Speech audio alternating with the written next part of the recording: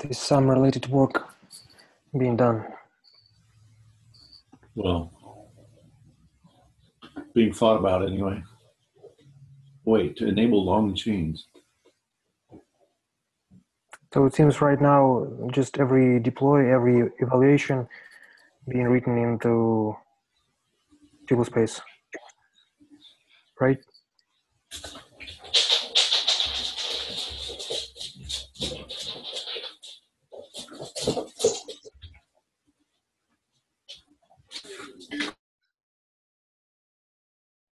Gary, when you say my puppies. Oh. Gary, when you say the ECC paper in chat, what is that? What exactly is that? The paper on distributed consensus using error correcting codes that Greg brought up in Casper for the last 3 Casper meetings. Okay. Thank you.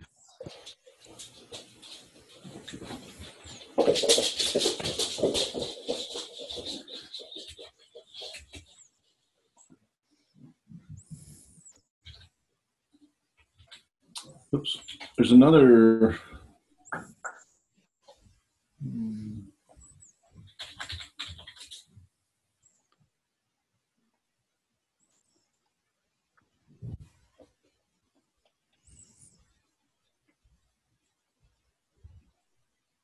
I think I'm going to do garbage collection quickly because the short answer is we don't do it. And I'll just talk a little bit about how you can find that out of the process or whatever. Why does garbage show up in the peak ticket? I don't see that there. Why does this search doodad think that it does? You can't even see the search terms.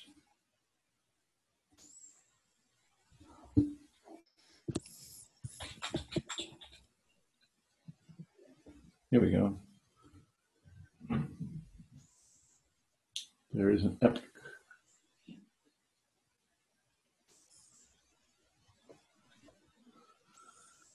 And none of this has been touched in February 19th. What happened to that?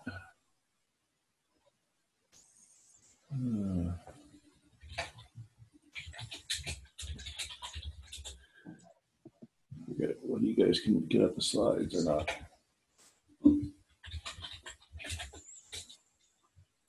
Doesn't that work?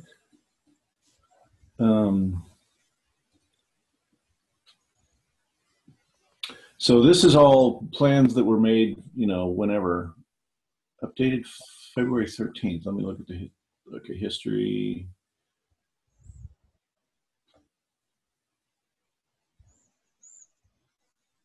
Epic child.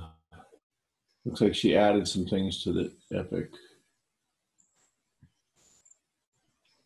So there was an investigate thing that was done, discuss that was done. Whatever that is. Okay, garbage collection. Does it? Yeah, so this isn't assigned to anybody, and it's not. So the things I would look for is if it's maybe assigned to anybody, and especially if it's on a sprint. It's not. So this means it's not scheduled.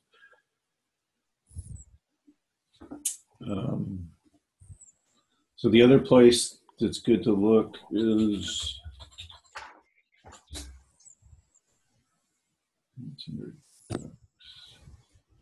this.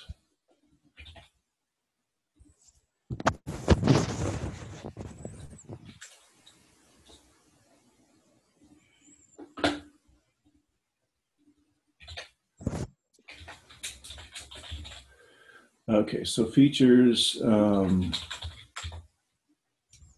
These are the Mercury requirements, and there's nothing about garbage collection. Like, so there may be rent.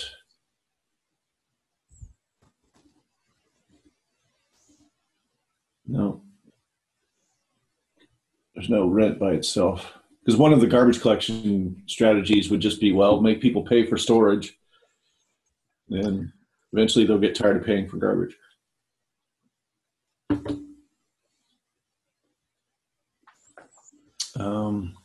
Right.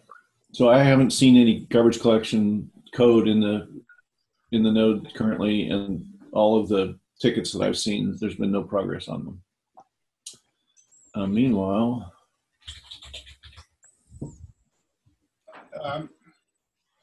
Greg seemed to suggest that there was a way that we could do the garbage collection. But I don't know how we do that if a name goes out of scope. We can't resolve the, we can't reduce the tuple space. yeah, garbage collection is not visible from Rolang. Well, if we look at the tuple space and we see unresolved things, we can resolve them maybe. I don't know what Greg had in mind.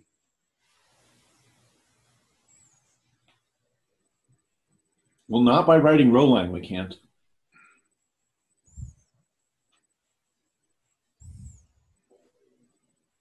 Because the only time when you could garbage collect something is if you can't see it from Rolang.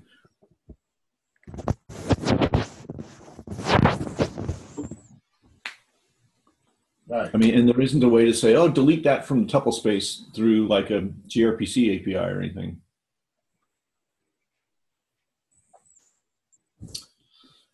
Okay, so I'm curious to know, so people will occasionally say, what's the progress of, 40,000 transactions a second in a single namespace? And I'm like, I don't know if anyone ever claimed that. But it would be interesting to know what are the current targets or whatever. That's pretty weird.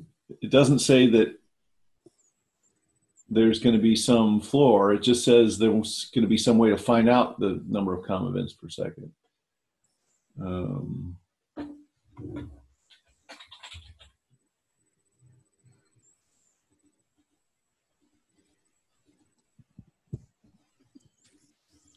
So they're not making any claims about performance, hard numbers for Mercury, as far as I can tell. So I did my measurement on a different machine. Different machine, but I'll see if I can reproduce my own results here.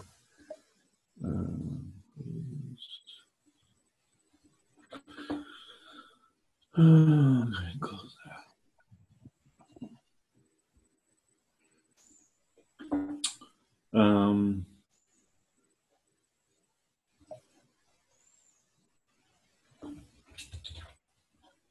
All I did was, I did it with Docker in particular.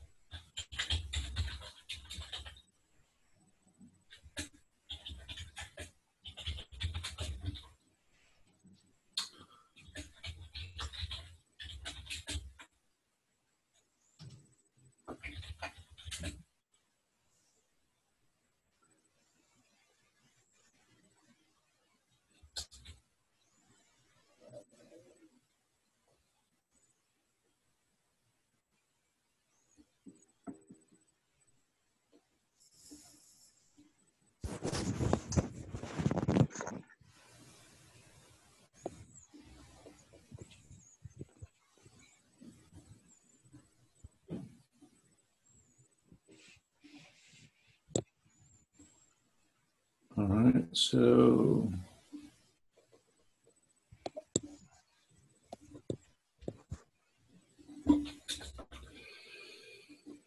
that's how I started my node. And then I can grab, I guess.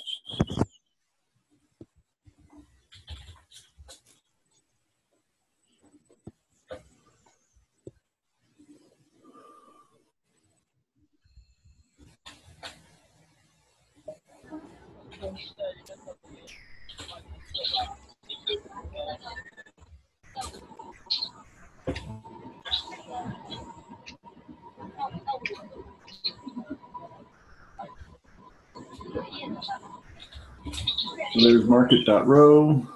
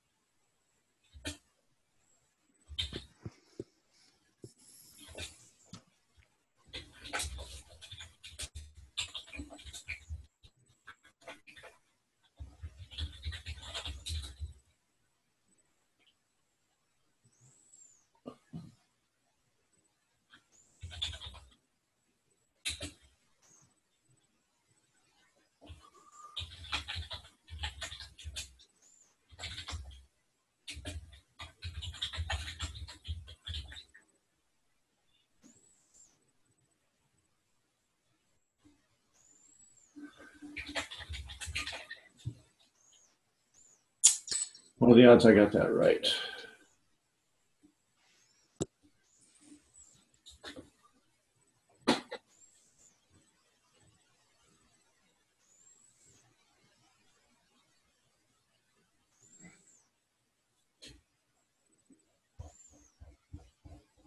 So I did a bunch of stuff. So yeah, ticket used, blah, blah, blah, blah, vendor. So it took 11 seconds in this case. It was 6 seconds on the other machine I used. What if I do it again? Maybe it warms up a cache or something.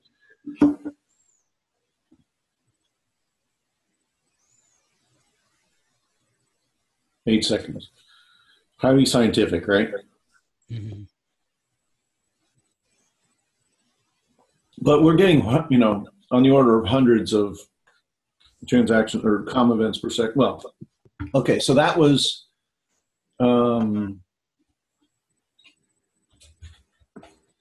there's 8 vendors and there's 128 customers, and basically this does a loop.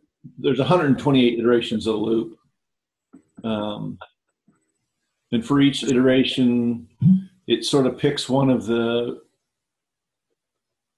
each of the vendors posts an event, and so it picks an event, one of the 8 events sort of at random, and then it does it buys a ticket. So if we wanted to count the number of com events for each one of these loops, we could say, okay, maybe there's, all right, there's 2 for going through this just repeat loop doodad, 1 for invoking the customer thing, and 1 for the repeat loop. So then when we do the customer, here's another com event for getting from the signpost. That's 3. Here's 4, 5, 6. And then on the other end, maybe there's, I already counted that one because that was sending here. 7. And I already counted that one because that's the return. And then the ticket gets used, 8, and that's the same as here. And then there's a couple, there's 1, there's 2, there's 1 trace, so that's 9. So, you know, there's maybe 10, 15 com events if I've counted wrong somewhere. So that's how I got my numbers. If you take 128 times, call it 12, divided by 8.444 seconds, you get 181 com events per second.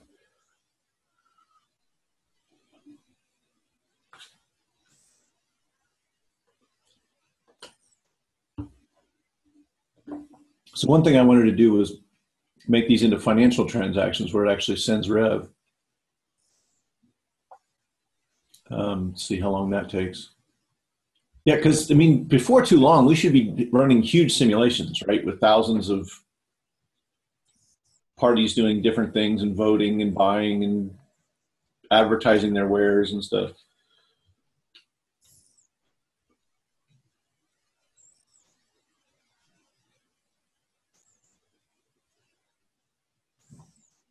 I would think. I would think that's, you know, it's one of the things. I don't know, what do other projects do with their test net?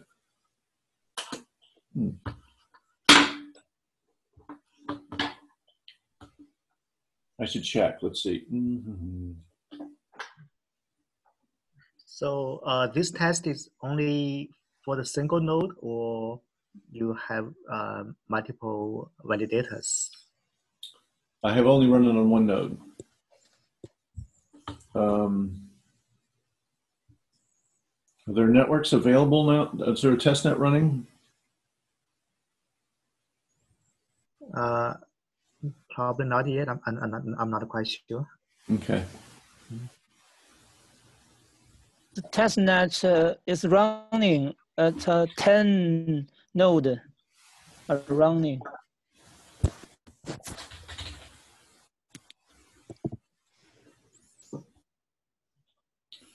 Okay, how do we get connected to it? Where is the information on the test net? Let me find the link for you. Great.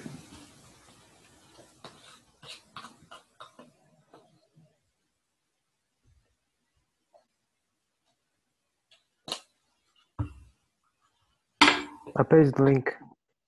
Great. Thanks, Jim Worm.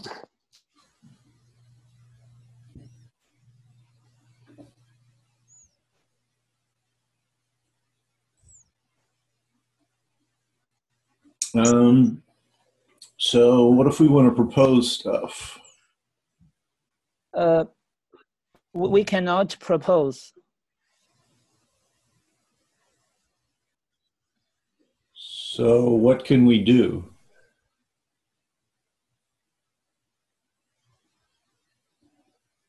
I don't know if we can deploy to the one of validators, but we can just see the network to connect the viewer.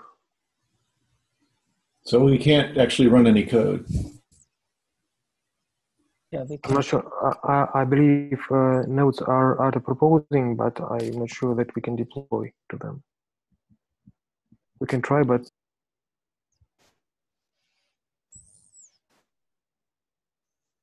Oh, maybe we can.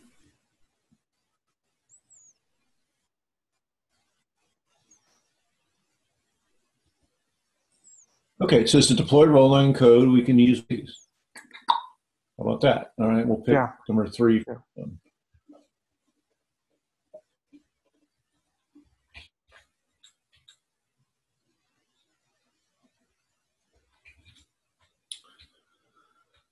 Okay.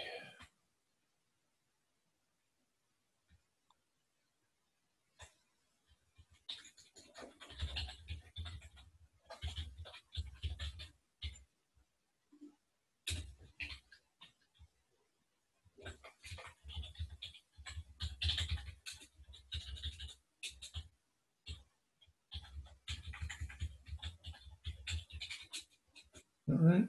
What are the odds?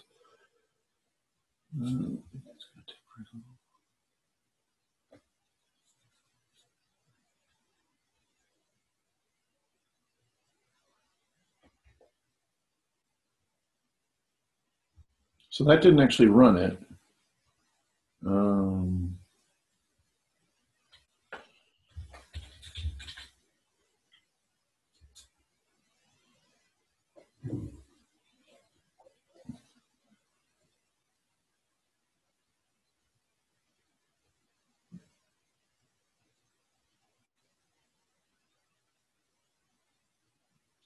Well, that's not very exciting.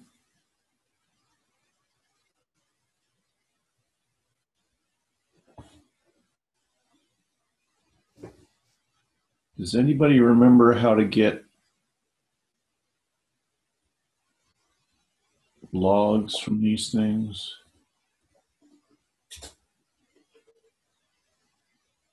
No. Oh, which port is it that the web browser runs on, or the web service runs on?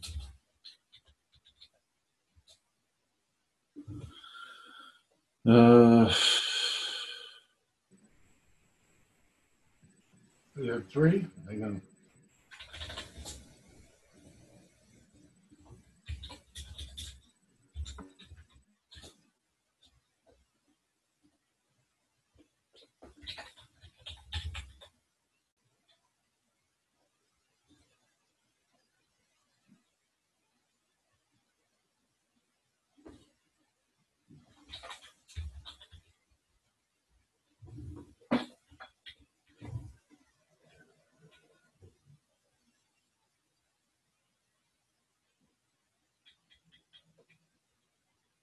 Well, 400, somebody says. I'm seeing these porting logs. When I start the node, I don't know what is exposing. Yeah, where did my node?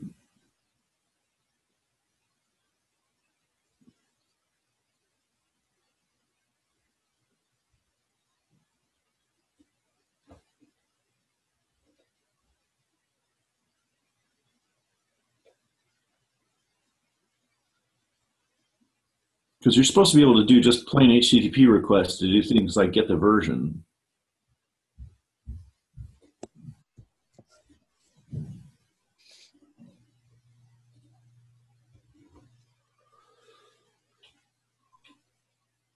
So you should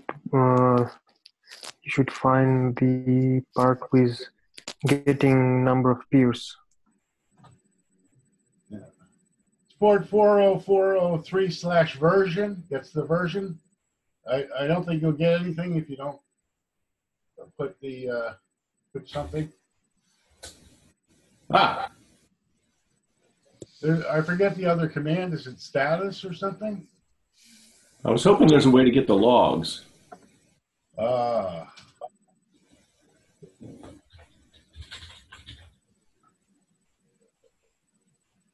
I guess, yeah, the status just gives you the number of nodes and peers.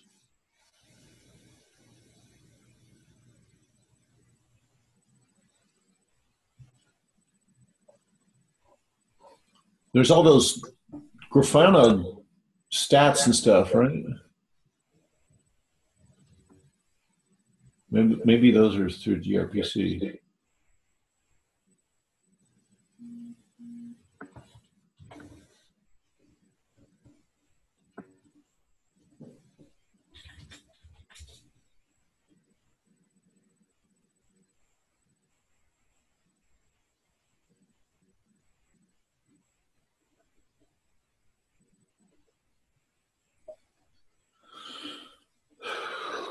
Inbound transaction.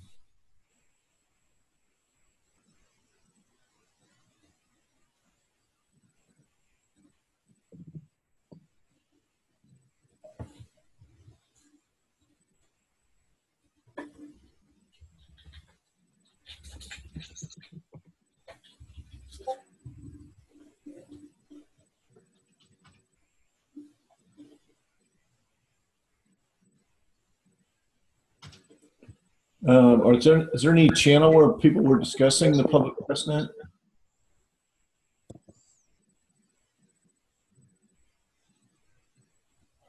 How did you get that information, Tim Worm? No channel discussing testnet. How did you find that link? Several weeks ago, I found the link. Okay.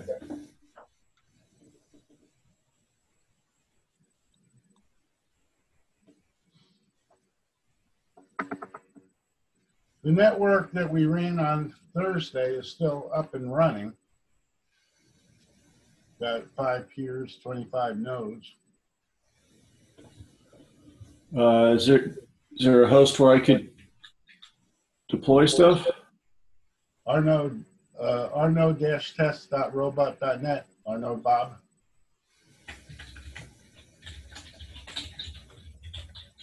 Like that?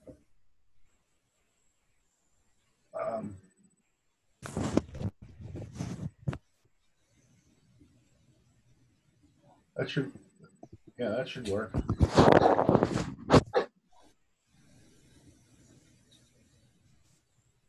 Oh, I'm sorry. No, that won't work. No, I'm not bonded. What's that?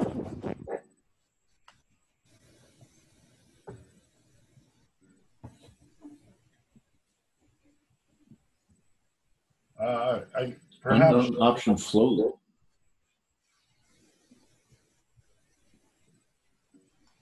Oh. something spelled wrong there. What?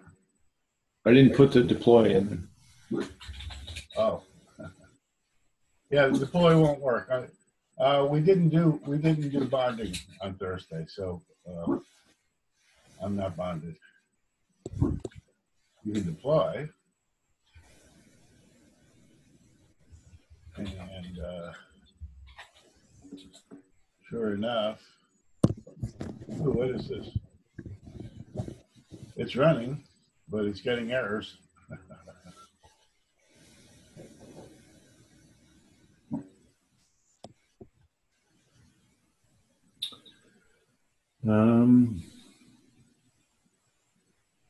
I got a new fork tip choice. Doing something.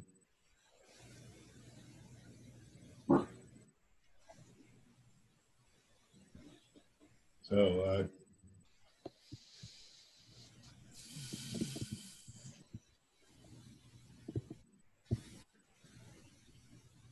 computation ran out of phlogistians.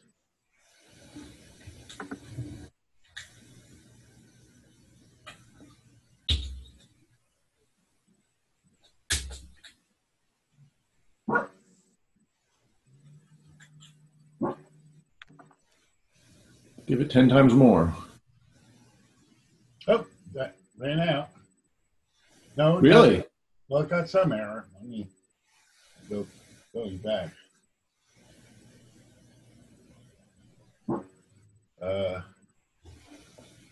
Ignoring block, new fork choice, exception competition ran out of phlogiston, but then it kept running. I don't understand.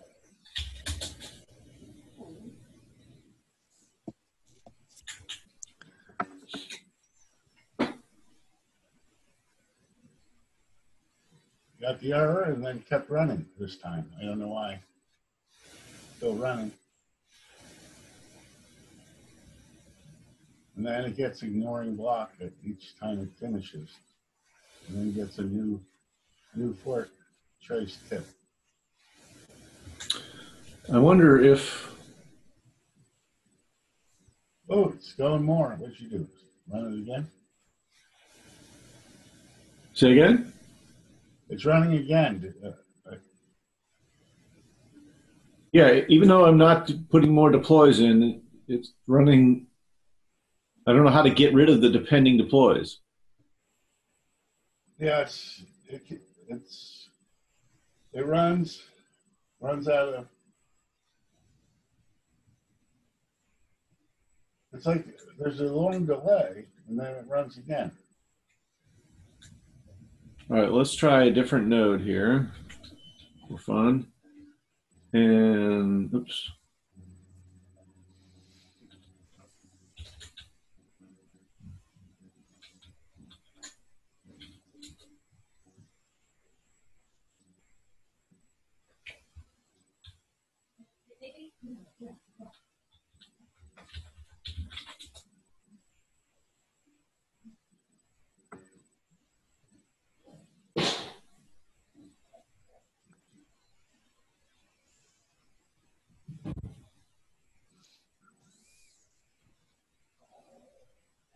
Oh, look at that.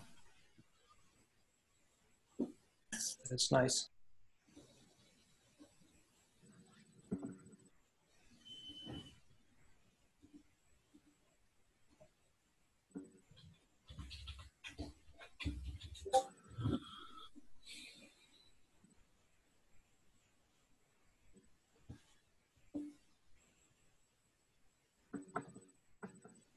So 15 seconds. Let's try it one more time.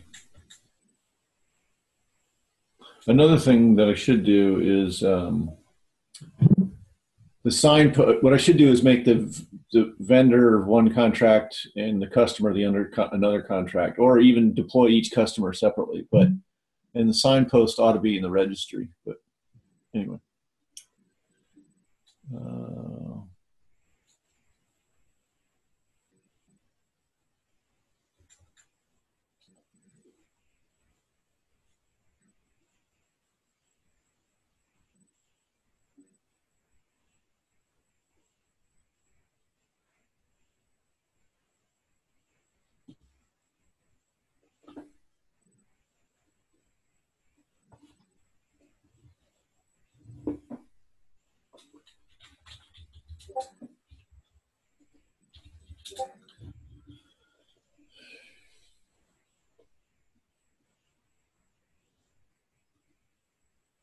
Um,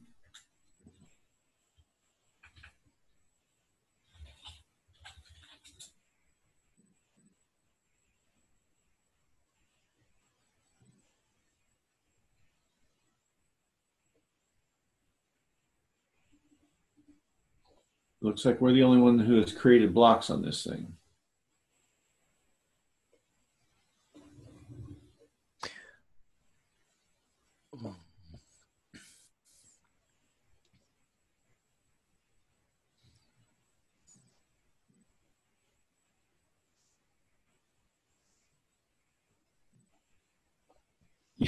Yeah, if you had an optimizing compiler, this would optimize down to nothing because this leaves no visible effect on the world. Well, I guess it does. It writes to std_err. I guess that's a visible effect.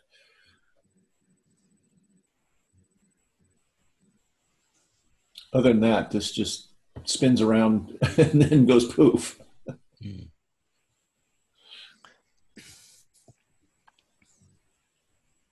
There are none of these names escape except that one.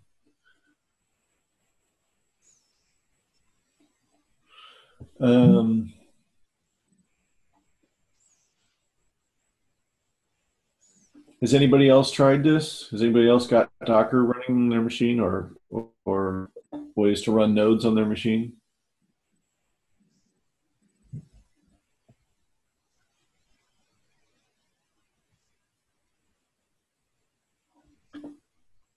Because I mean, if you have Docker, then well, you have to download the market.row. I can get that pointer one more time.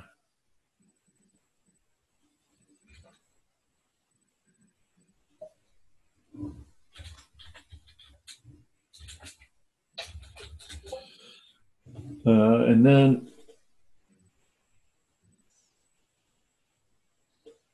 if you run that, you know, you might have to Docker pull RChain R node first, but you don't need any other infrastructure. You don't even need a node running to be the client.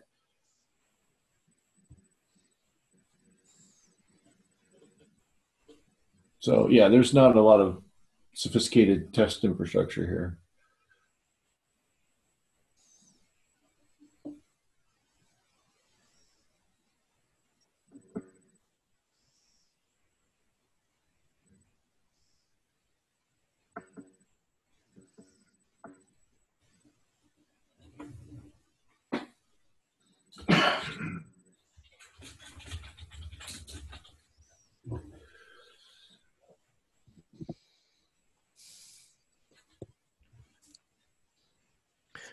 Dan, I've got a question. When you said we were the first to generate some blocks, was that just on node 5 that we're connected to, or is that on the entire test net?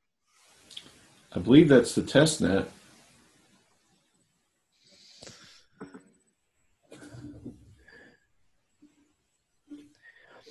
So when you ran that market.row, so it went through the computation in, what was it, 15 seconds? Okay. And when we did the test before, it was 8 seconds, which equaled out to 181 COM events per second. So so node 5 is going to be less than the 181. So we can assume that node 5 is less than 181 COM events per second. Yeah, and it's not just node 5. Everybody had to come. All 10 nodes had to come to consensus on that. Oh, okay. So that makes it a bigger deal. Okay. Now, I'm not sure if they all came to consensus before my propose came back, but they certainly came to consensus before the second node. So maybe if we run the whole thing,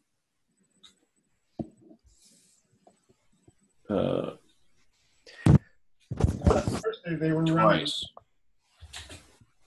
an option that sort of did a cheater consensus. Say again? They gave an option which caused it to get consensus very quickly because of a bug or something.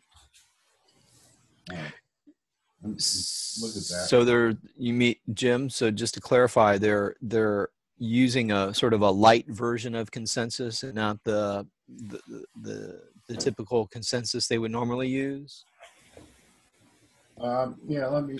And I think there was the option -store type mix. Did you use that? Well, I guess when you ran the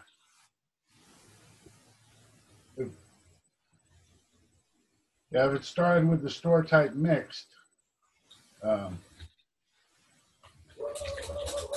it used the lightweight consensus, whatever that option was. They didn't explain it. Kelly did. Okay, that's good to know. Thank you.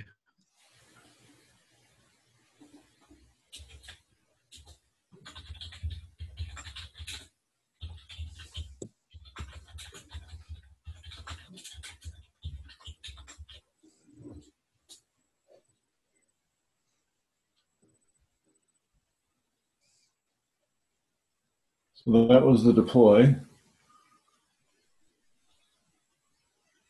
First deploy.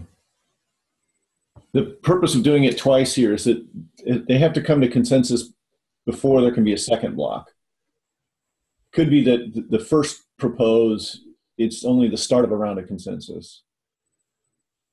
So this is the second deploy. Huh? That's interesting. It's roughly the same numbers.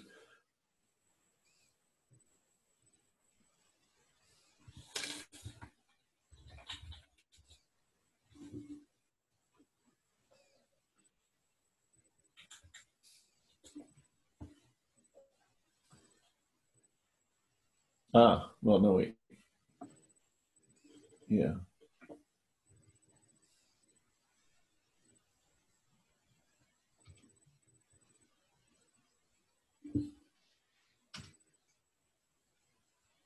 Right, now the first proposed was faster.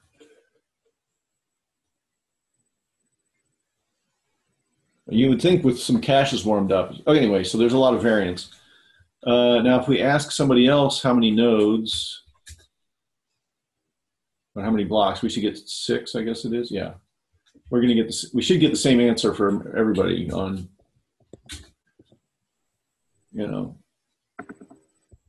yeah. There's consensus, tuple space hash, block hash.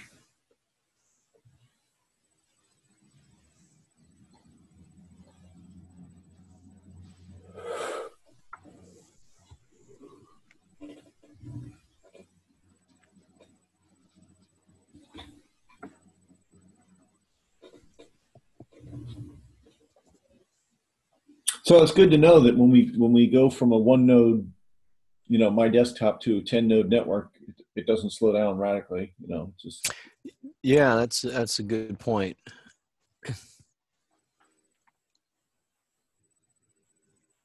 Now, even on the single node, it does. Let's see, it makes up 4 validators. But I was just doing a val. I wasn't even doing propose. Anyway, so when you do deploy and propose, each of the computations happens twice. Once to run it in the first place, and then once to replay it. Well, I guess at the other nodes, it just gets replayed. The replayed is when it's actually validated. Say that again. What's the distinction between deploy and propose? Well, it's all happens during propose. Okay. But the proposer actually runs the code to figure out, what execution plan he's gonna propose, and then he sends it out, and then everybody checks it. Oh, okay. Including himself, I think. Okay. All right. Dan, can we increase number of customers, let's say to 1,000, and see if it slow down linearly or non-linearly? Very good question. Yeah, that would be interesting to test out. My repeat code only works for powers of 2. So we'll double it here.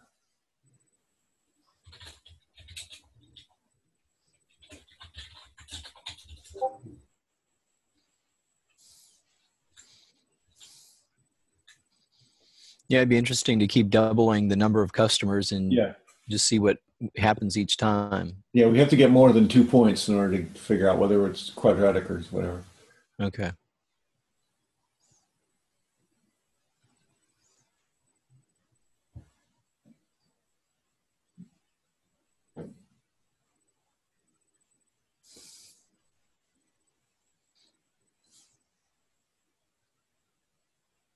No, that looks, I mean, that's roughly double the time, right? Yeah.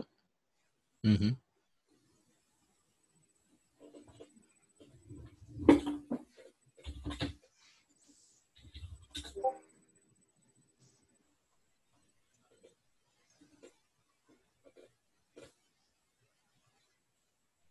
And that was less than twice as much. So let's do it again. Oh, and the other thing is there's quite a bit of concurrency in this by design. So the repeat thing here, so you send in, 512 to start with, and so it calls this each contract with 0 and 512, and then so that runs the whatever process you're repeating at the midpoint, and then it runs this thing with 256 to 512 and 0 to 256 or 255, I forget. And so it does a 2x fan out at each level. So it runs the procedure and then runs two copies of itself. Each of those runs the procedure and spits out 2 copies of themselves, and so on. So it's going to take log of 512 iterations of this thing to get all the levels going. Okay. Now we're up to 512.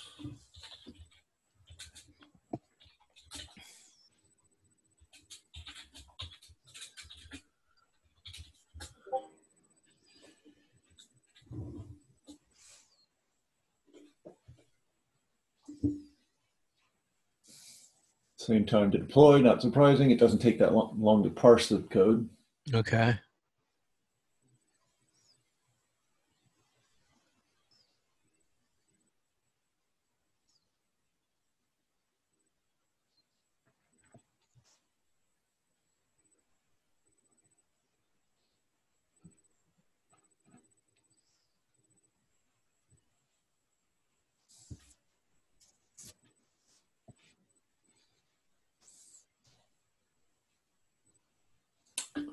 It's acting sublinear.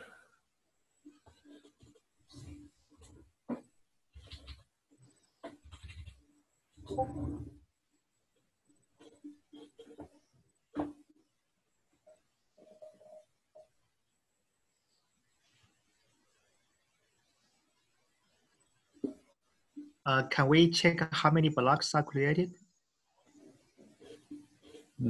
I forgot how much we're up to by now. Like 128 element issue 2 blocks, right? Well, so each proposed is 1 block.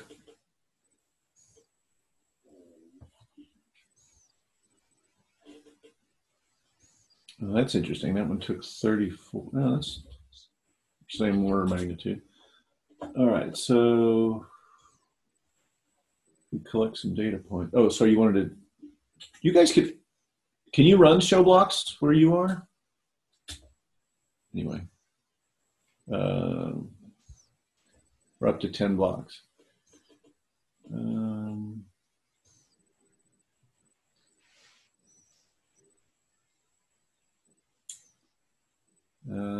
So how am I going to do this?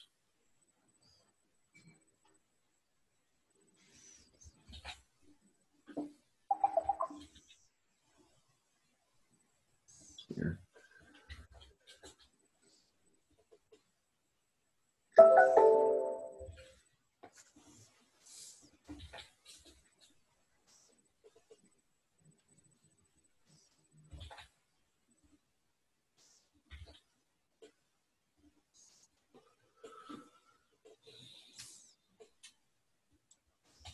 collected one data point for two. Well, maybe there's another one over there, but 256. I got this.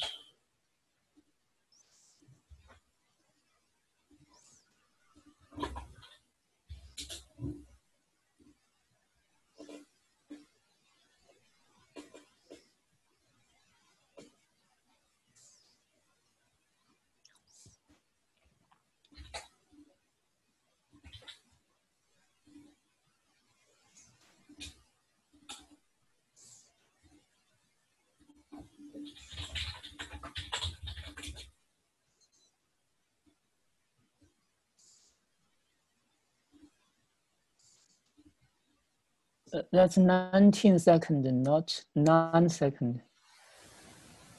Okay.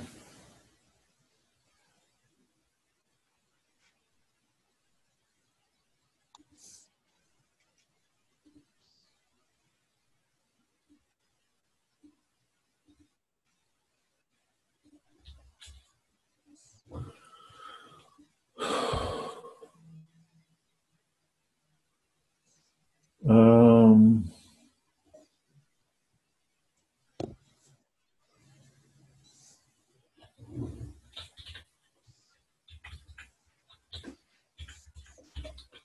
I don't have RStudio. Do I have Python with pandas? Yeah, I don't know if we have enough data here to draw statistical conclusions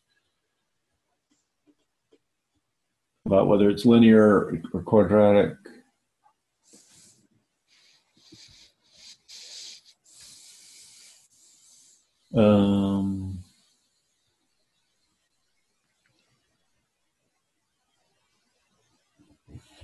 Well, do.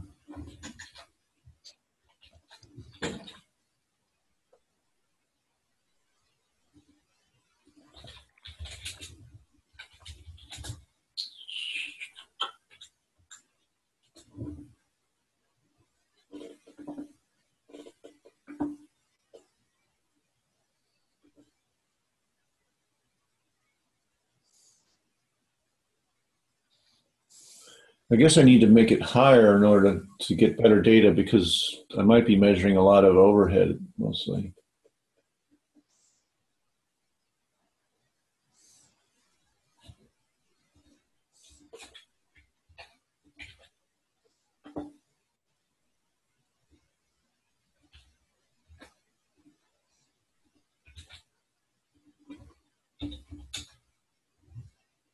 Well, that's starting to look quadratic. Maybe. Let's do one more.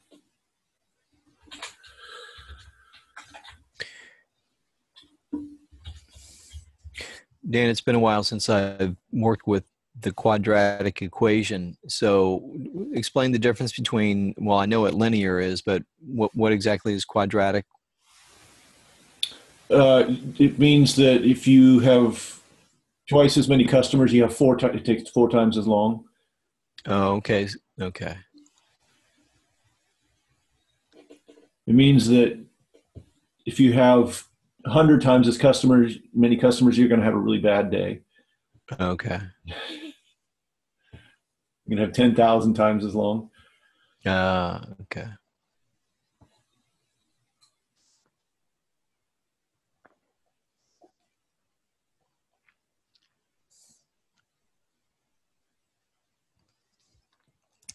What if we were to, this graph that you're saving or creating, we can save it as sort of a template for in the coming weeks we can continue to do a test, and we can, it'd be interesting to see the progress that the development team makes.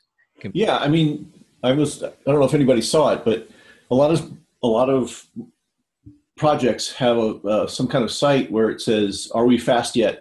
.rchain.coop, and they plot their performance over time. Oh yeah, I did see that comment of yours in that. So whether they do it or not, we can kind of do our own little, are we fast, yet, and measure their the rate of improvement.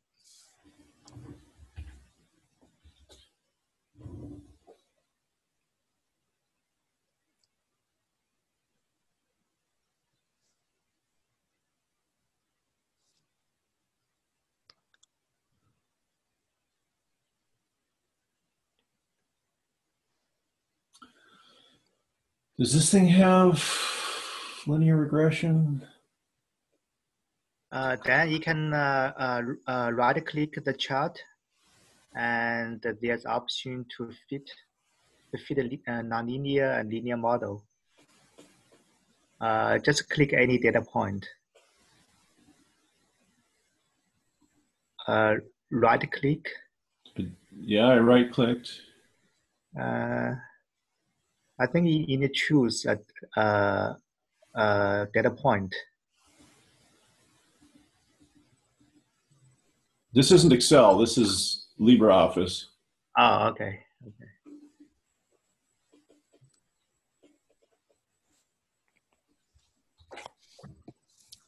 I think if you double it again, we'll have a good idea.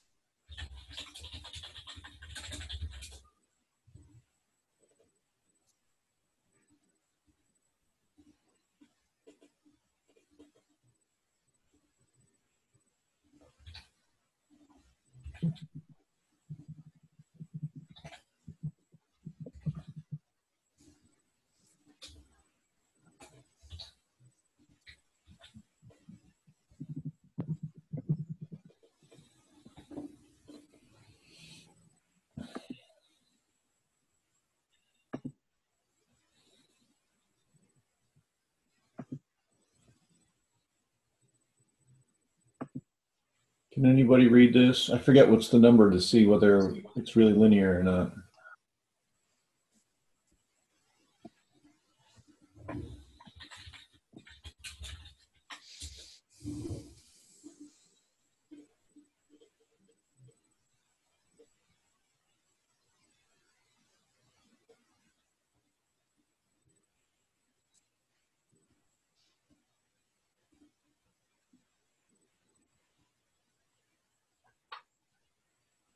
That's not it.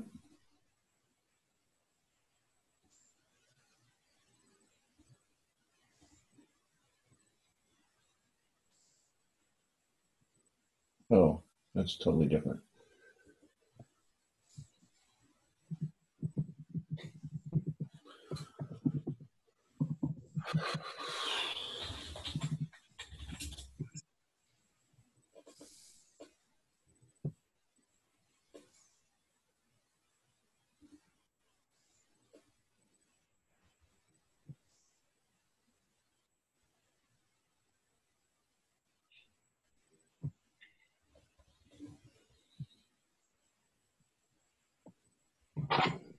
I remember it's got some kind of F-test. So you fit the data points with linear regression and non-linear regression, and check the, do some F-test. There's F. Does F of 578 mean anything to you? P-value Oh, less than, significant means it's probably not linear. no, that means it is linear. Well, I would have thought that means it is linear.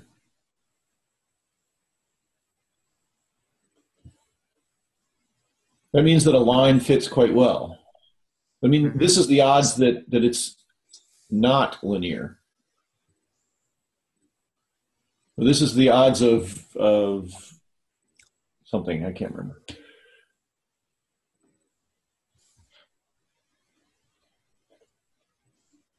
Goodness of fit. Okay, R square, that's the, okay.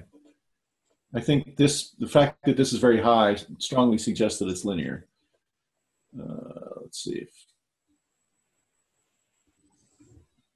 From a chart, it looks like there's a constant overhead plus a linear relationship between number of COM events and the time span.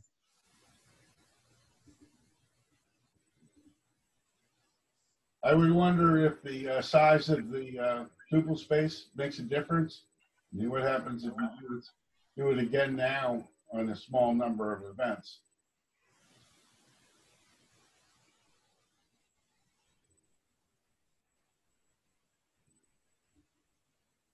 Because it seems like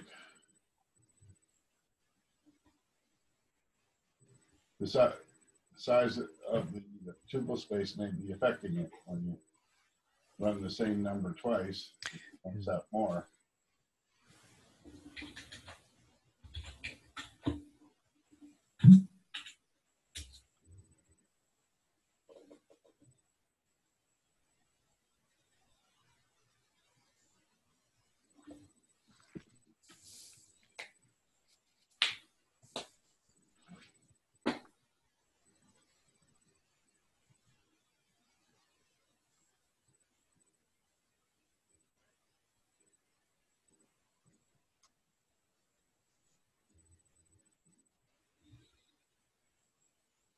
Yeah, I think the thing we need is more X points. We keep choosing the same points on the X-axis. We're going to get sort of boring data. So for 128, yeah, it is kind of clogging up.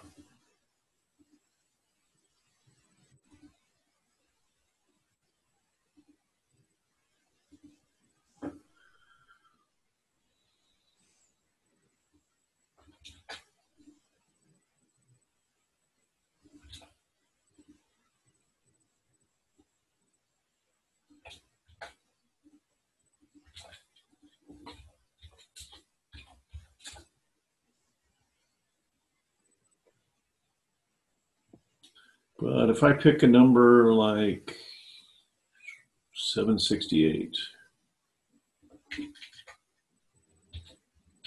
I think it's going to actually run 765 iterations, so it's going to be a little wonky, but I hope it doesn't make a big difference.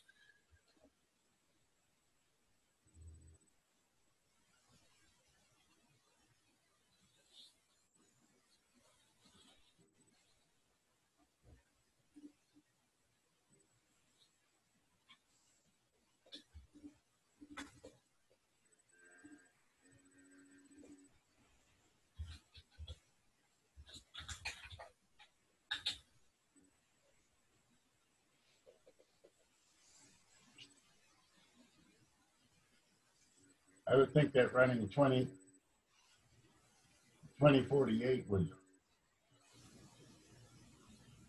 give us a good indication whether it continues to be linear or tilts up or down.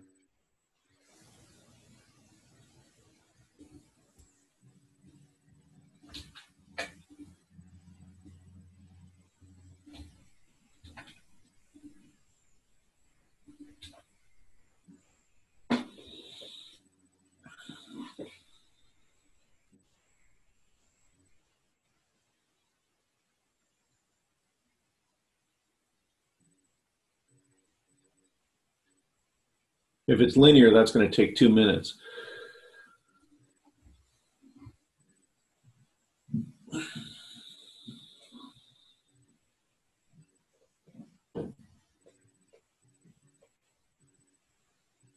Or 4 minutes for both iterations.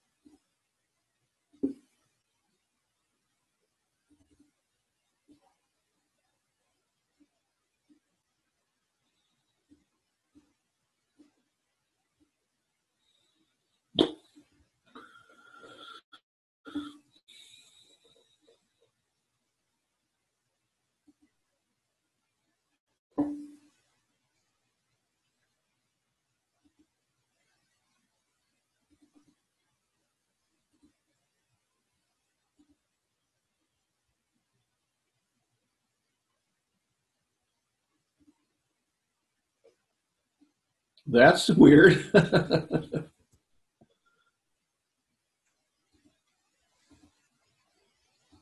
Yeah, this looks ugly.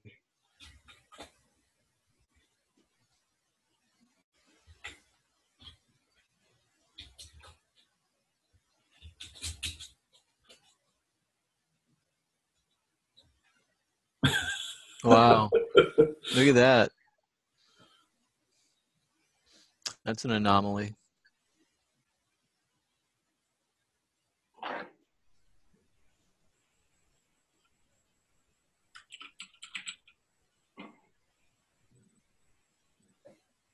Too bad we can't see the.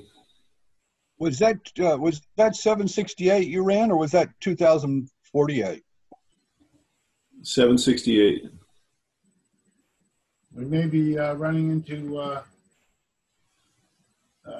tight memory. Oh no, you're right. It might have been 2048. Ah, I saw you change it once. that makes sense. Yeah. Because the second time it's going to read the file again.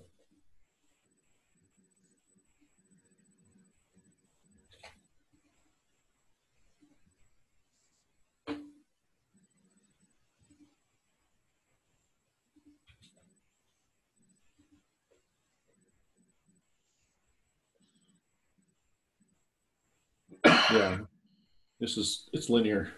Oh, okay.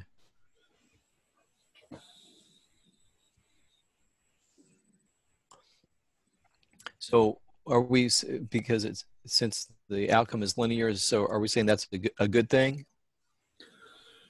Yeah, it would be hard to be sublinear. Let's see. If it's linear, I guess the implication is the system is scalable. To If it's some extent, quadratic, it would be nice to have sublinear because, well, I don't know if there's a bottleneck in my code, but if it were all parallel, you'd like to be able to have it go faster as you get more things that can go in parallel. So that would, the bottleneck is in the signpost.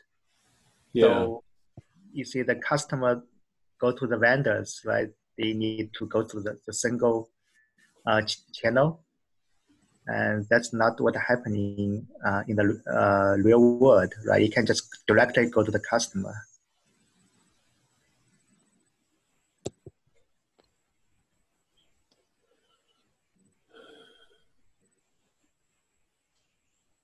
I mean, the best case is you're going to keep the processor busy, which doesn't matter whether you do everything in parallel or everything serially.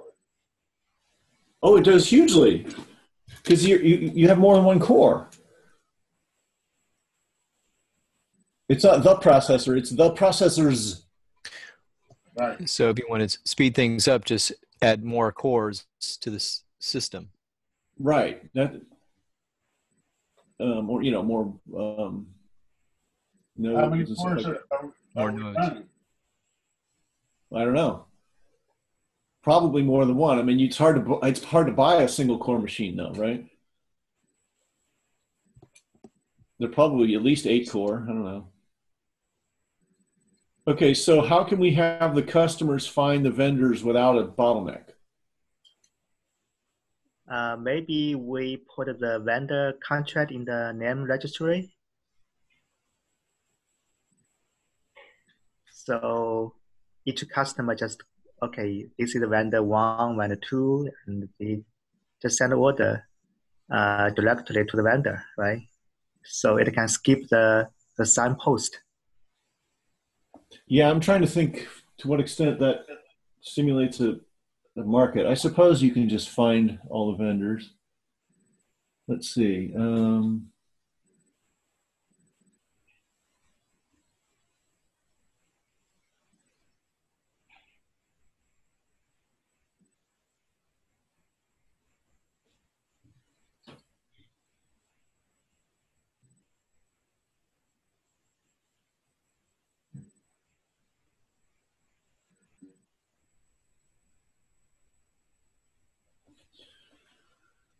Let's see.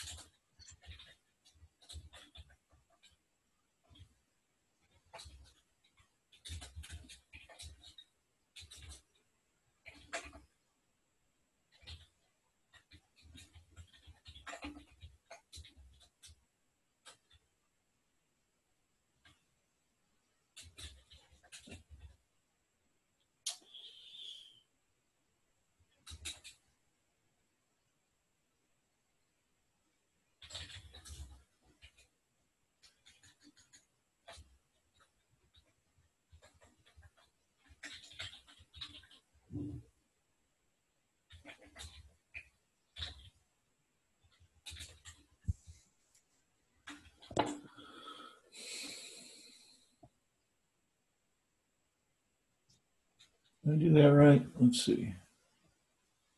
All right, now the other one is what? That might be more straightforward.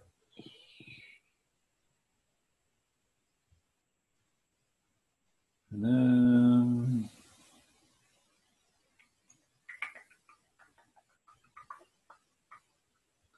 but I'm still going to have to read this storefront channel every time. Oh, maybe I can read it once and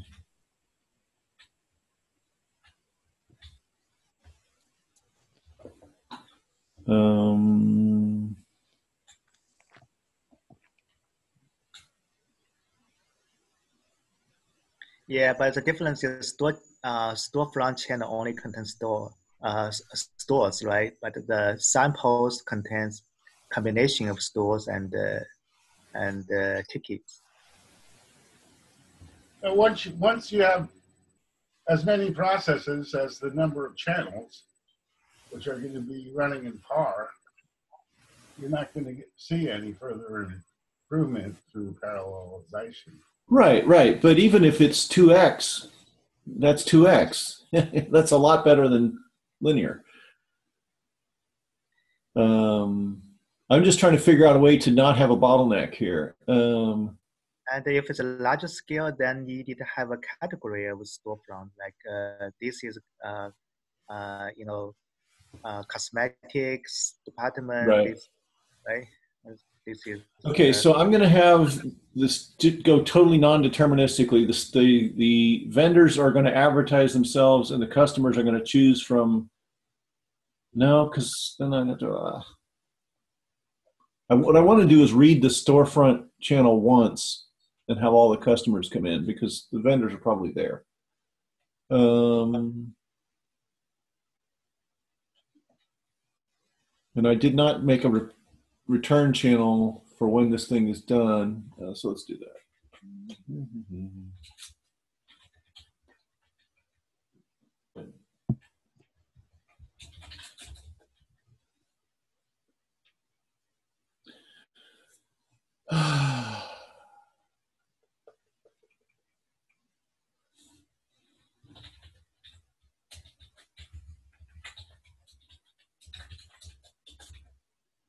But that doesn't tell me that all the procs are done.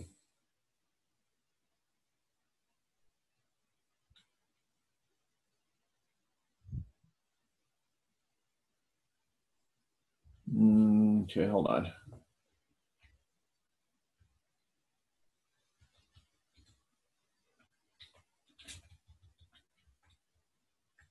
Skip that.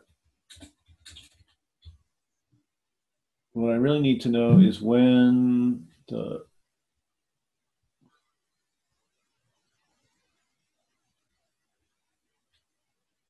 all right, I'll do this.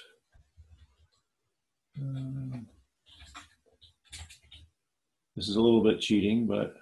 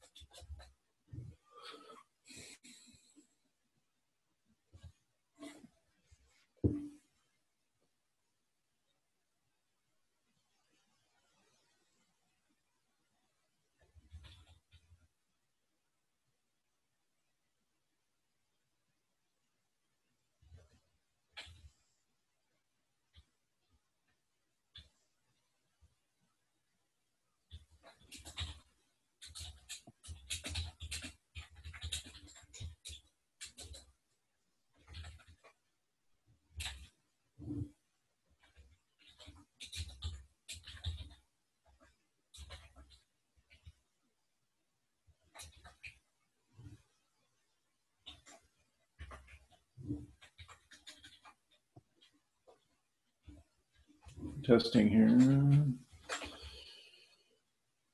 Okay, so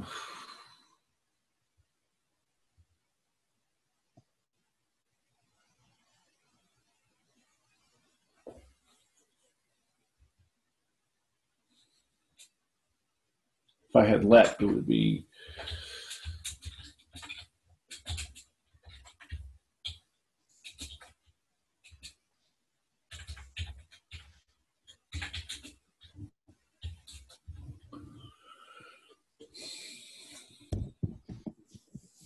I suppose I can do that sort of.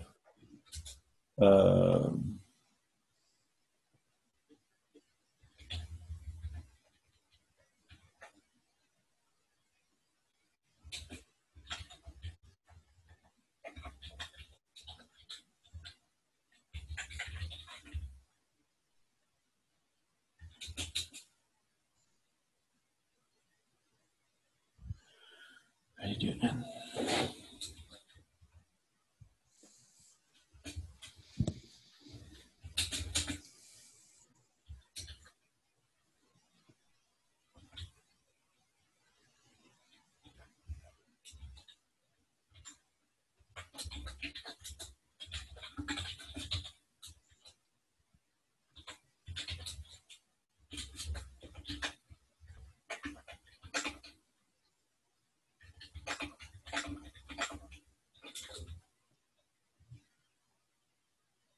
Did that make any sense?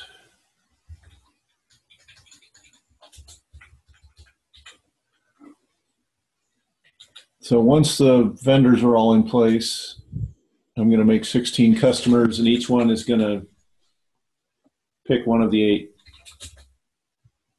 things. One of the 8 processors. One of the 8 vendors. One of the 8 events. Sorry. events. Okay. We hope that the threads will get assigned to different processors, but that we can't control that from Rolang.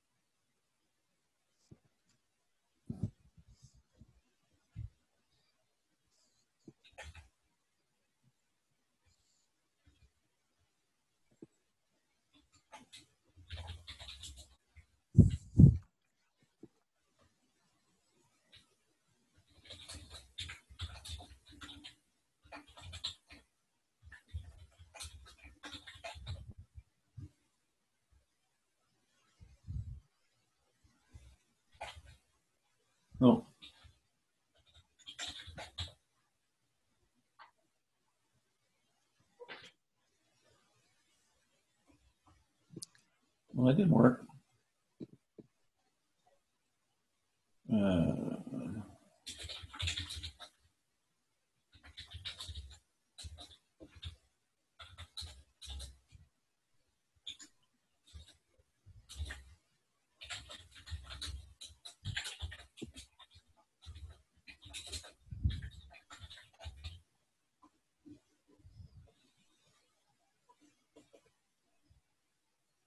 What?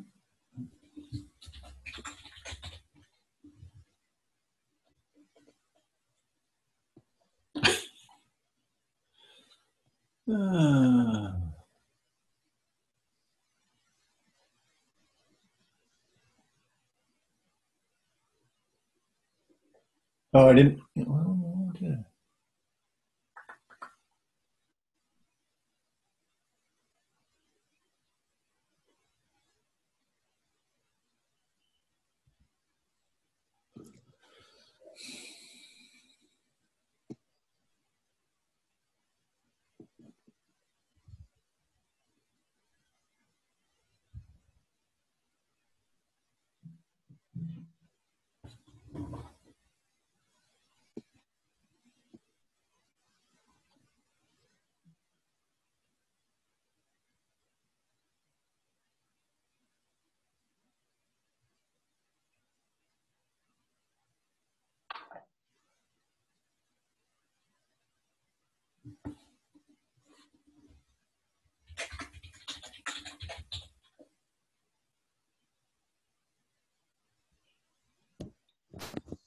So it gets that far, but somehow I'm putting it back here. Is s dot put not a thing? It is.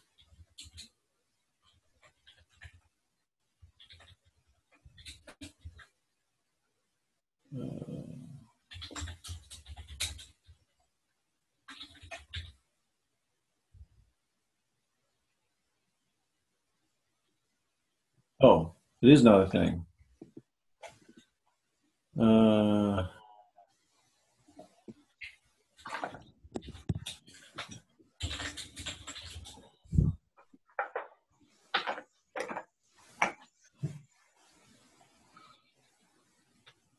Set.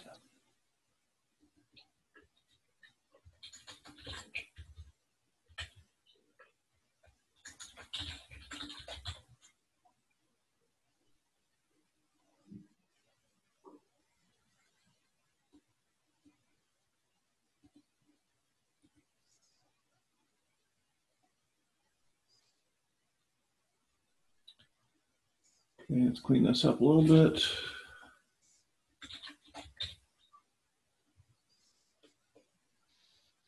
What? Yeah. Yeah, I've got a Emacs mode that does better, but okay, so it 1 through 6. Fence post bug. Right, okay.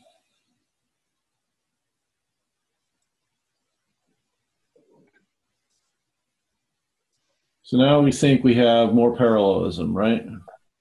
Okay, sounds good to me. Who was it that was pointing out that the signpost was the bottleneck? Attic B. Okay, that was it. Okay.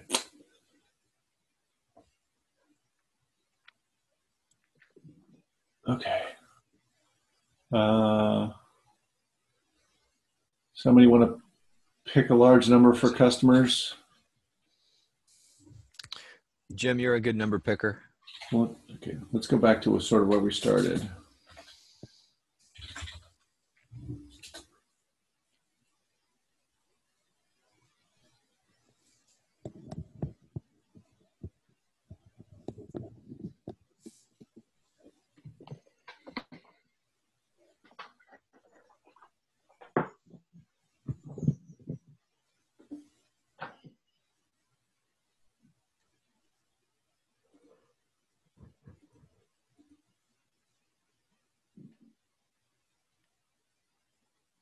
So maybe if we save this template, save this and then so this would be like test 2, and we'll save this as market sim performance 2 or something like that, so we can compare our earlier one with this. Mm-hmm.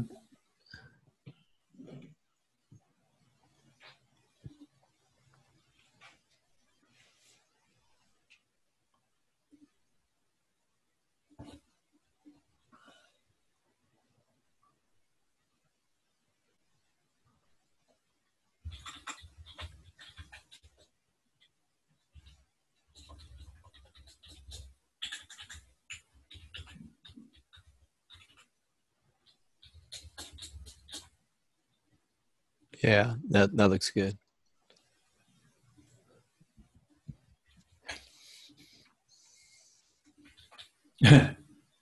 Ironically, it's considerably slower. Oh, wow. So this is with 128. Interesting.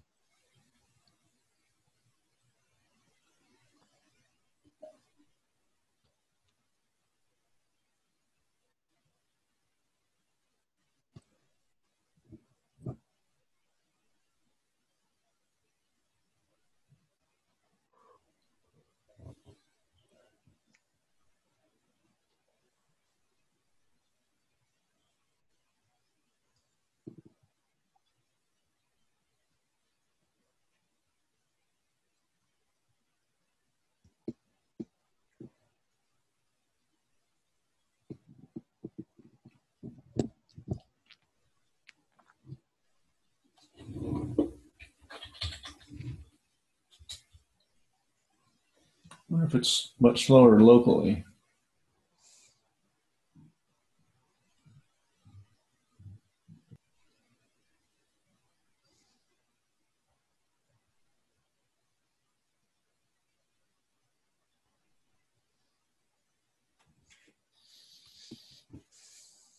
Somewhat.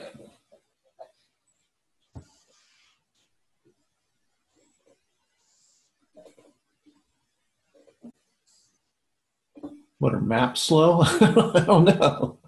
Hmm.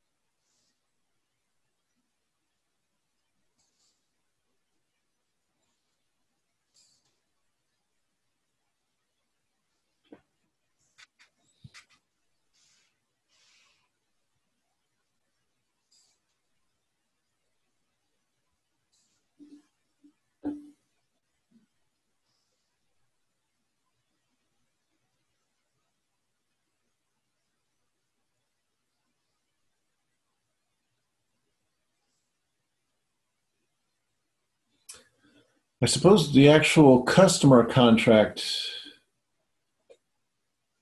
is a bottleneck. There's only one of those. Hmm.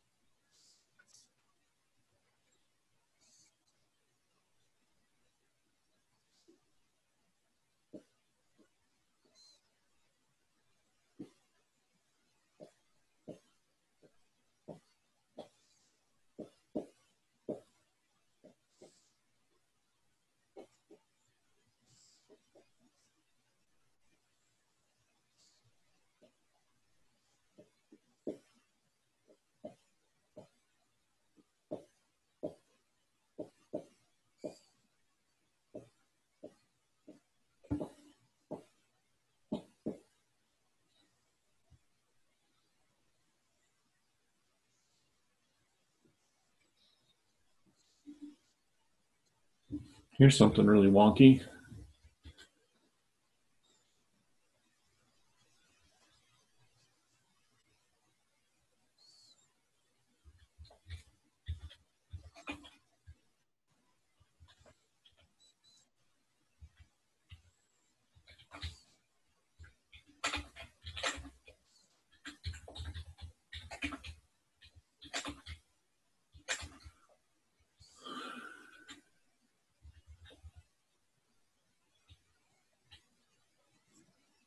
We're so used to giving things names, but there's a cost of using the name, sort of.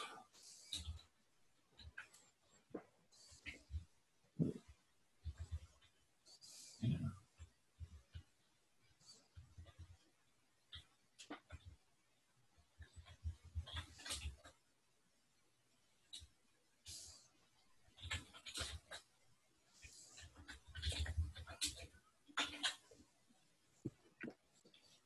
What'd that do? Oh, shoot.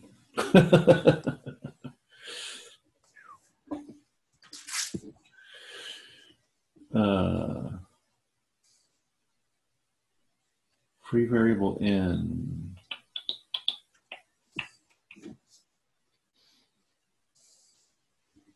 All right.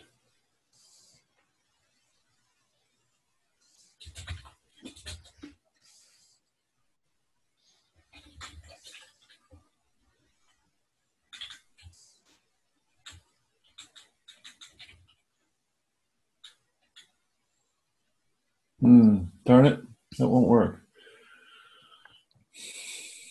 Because it sends the number somewhere.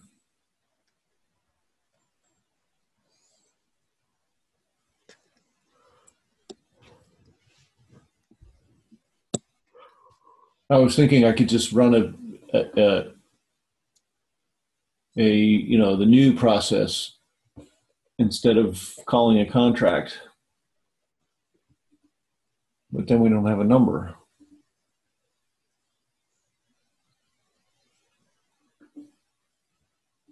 You can do something really evil like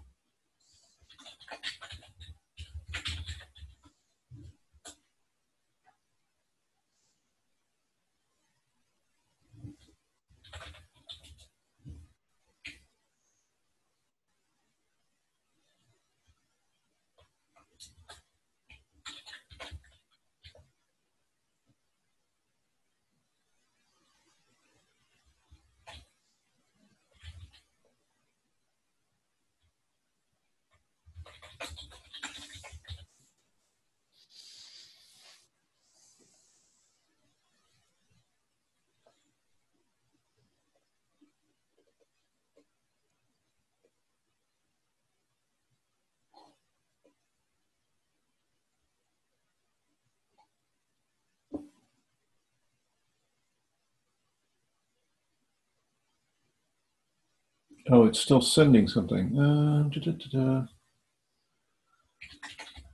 Shoot, the vendor wants a number and the other one doesn't.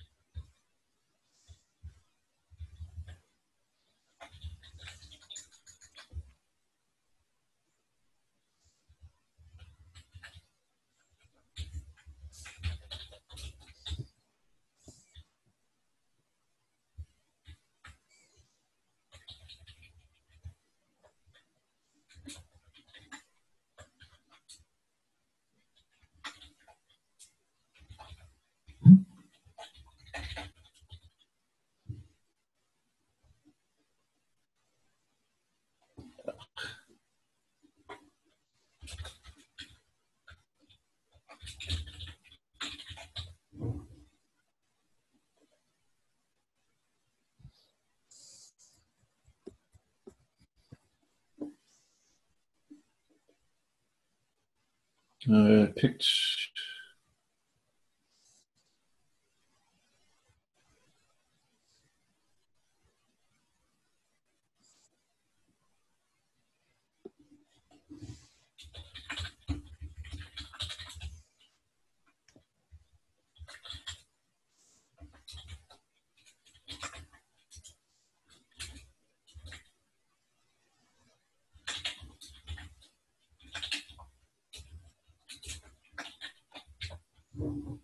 Pick the same random number every time. Ugh, now what am I doing wrong? Star.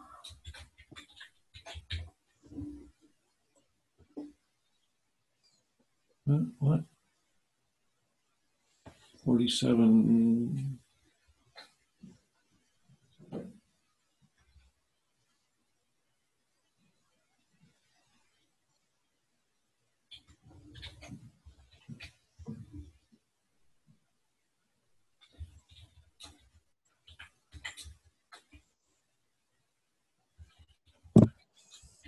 Oh.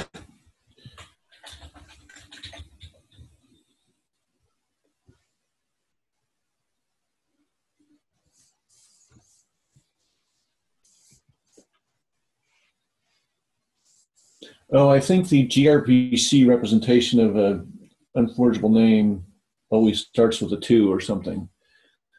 And that's what you get from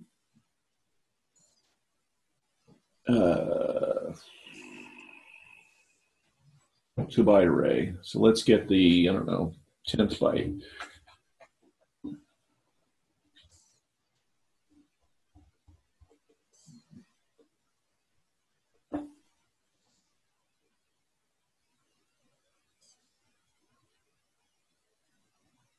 Okay, that looks better.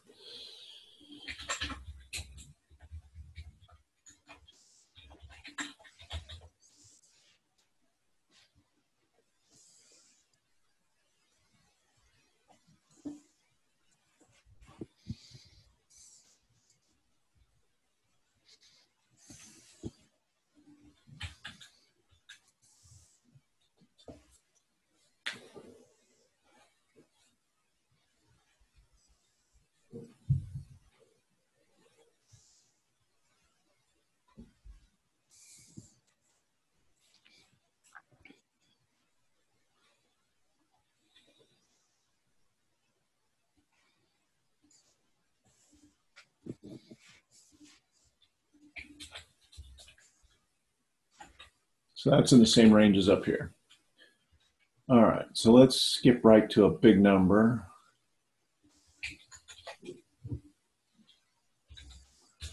$1024 or $2048, I guess.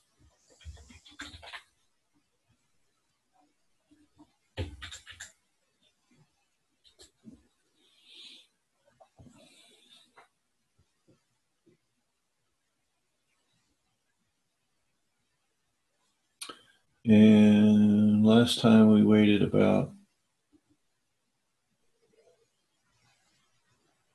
A little under 3 minutes for that.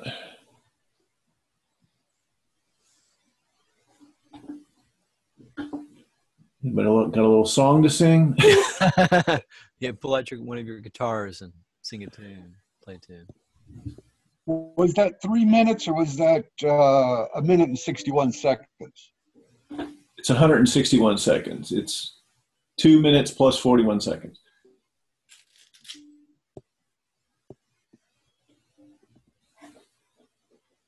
So.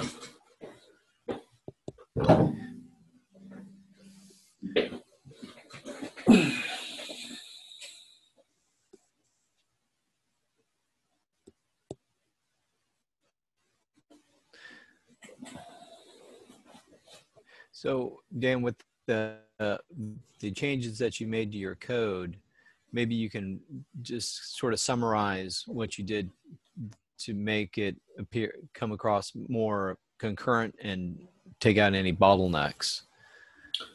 So the first observation was that the signpost was a bottleneck. Did that make sense? Yeah, I understand it well, generally, I guess I do. Well, there was let's see.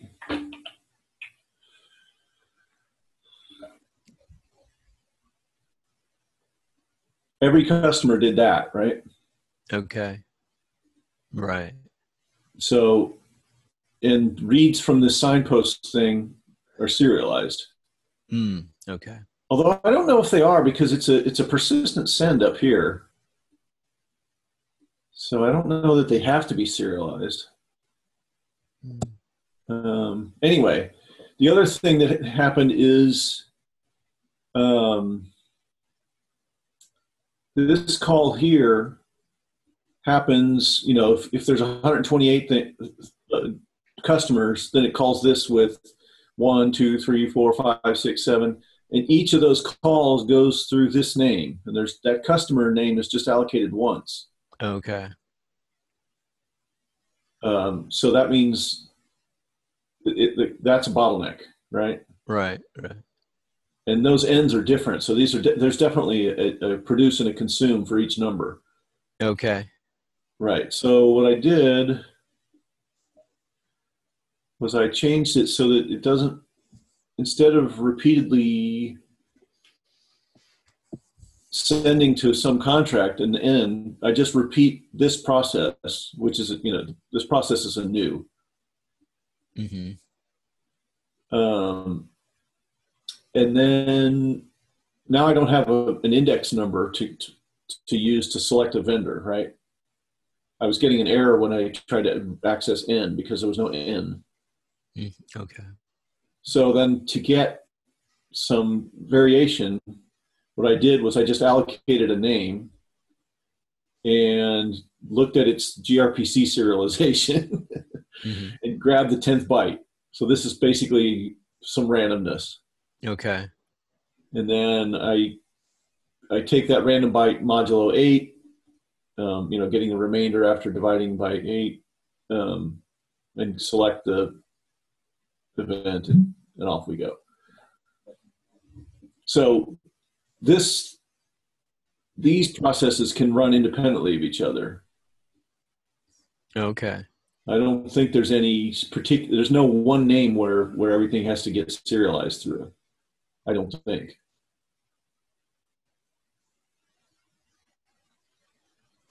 See, like each of these auxes is a different aux. Okay.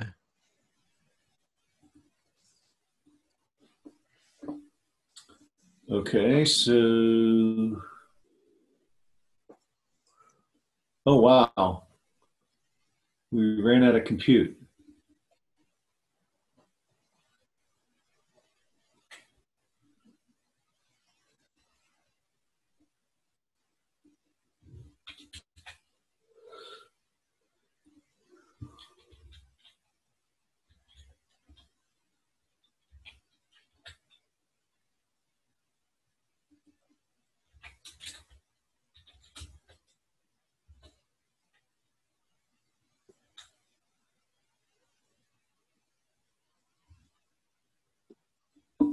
If I cheat and put that up here,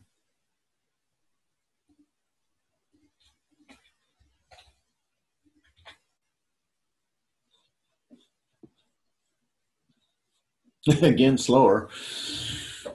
Mm-hmm. So the theory that this was going to speed things up is shot. Yeah. Is the new code generate more COM events? I think so. These auxiliary contracts are COM events.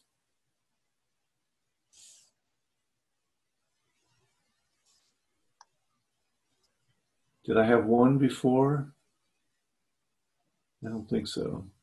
Or did I?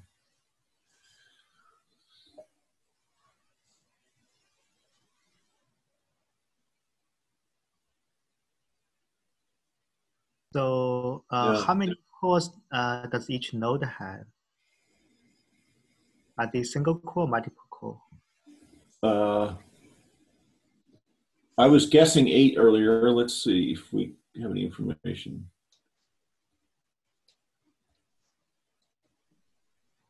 I suppose they could be single core because you can rent a single core virtual machine or something, but you can't get single core hardware anymore.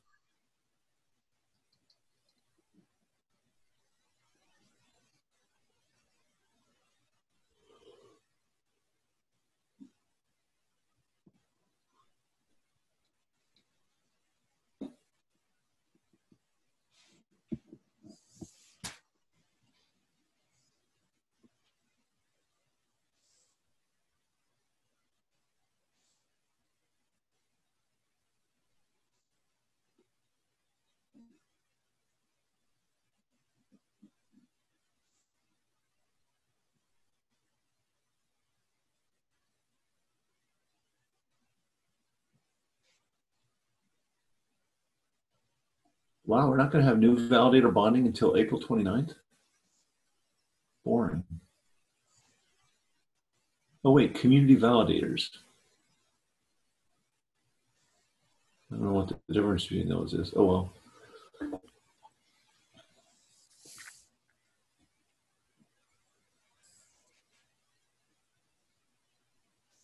Oh, this is cool. They're going to do the actual rev based on rock April 15th. Yeah. That's been ready for quite some time.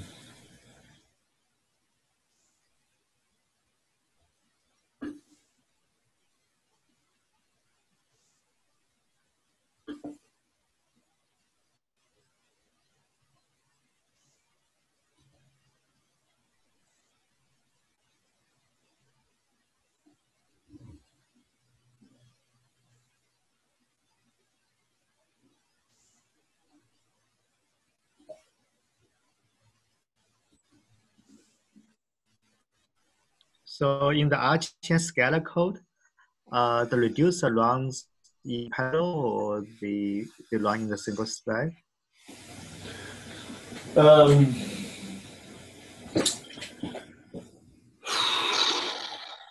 I think it's supposed to run in parallel. Oh boy.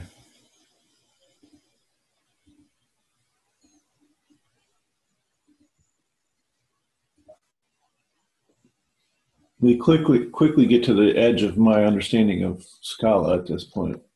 Maybe we can run a local node and see the CPU usage.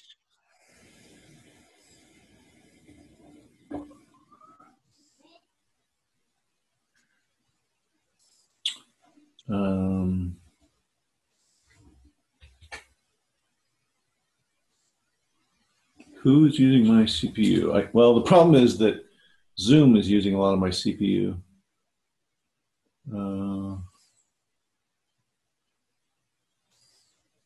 But so I just started a new node.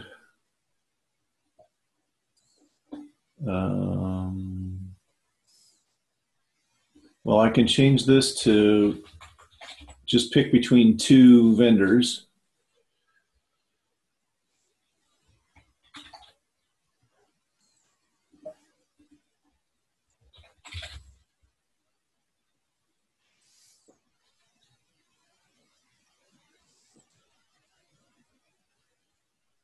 And each of the vendors has got a counter, right? So they're serialized.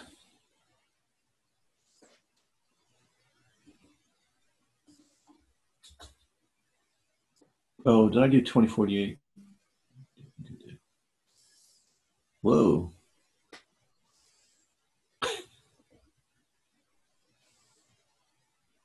Um,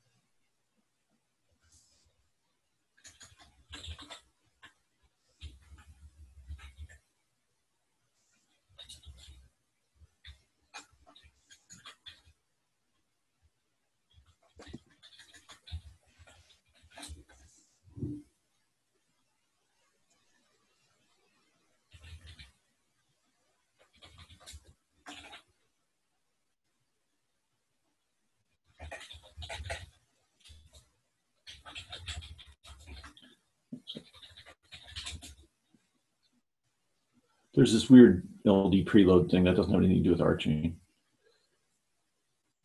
Okay, 51.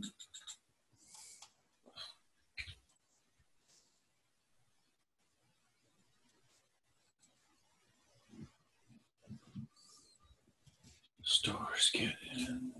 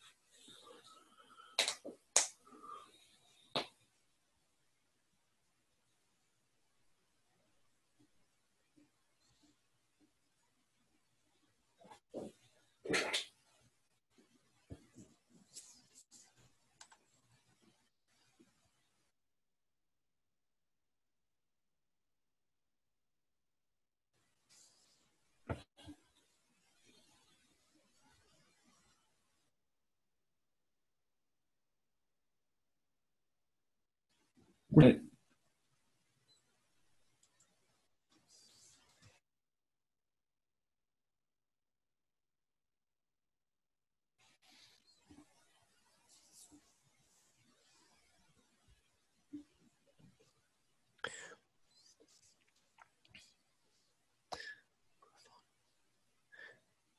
What are Grafana statistics?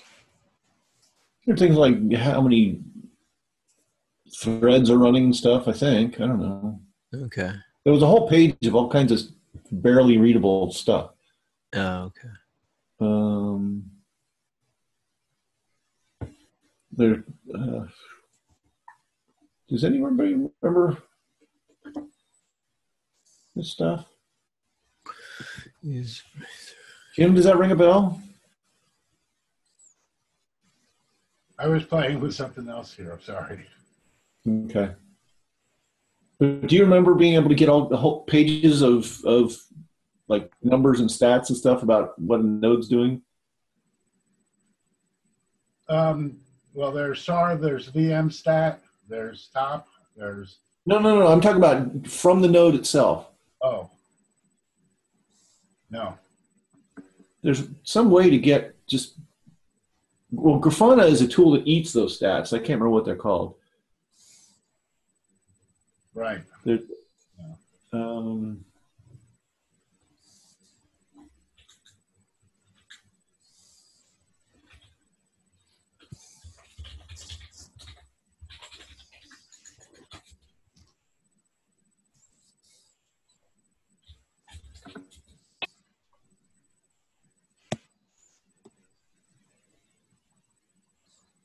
InfluxDB metrics reporter. Prometheus metrics reporter.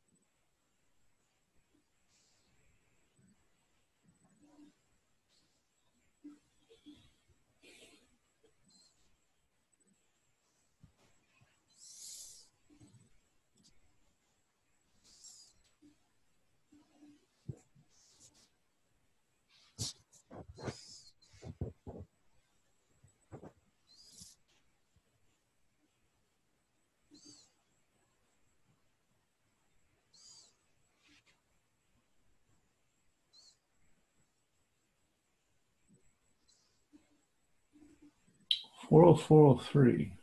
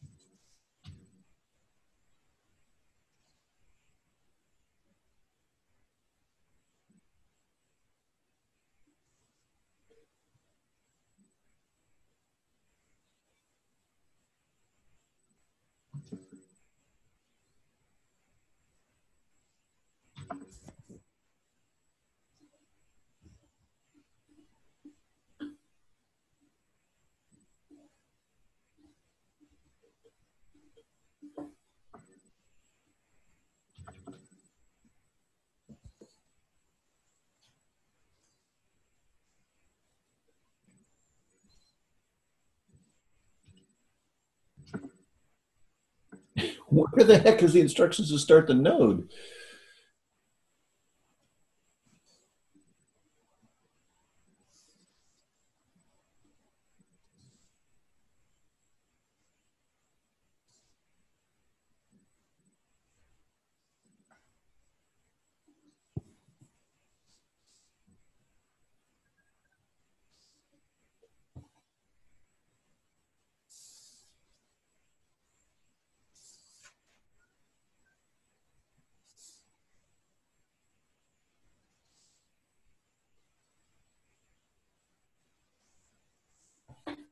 Yeah, this is telling us how to use Docker Compose, but it doesn't tell us what the heck.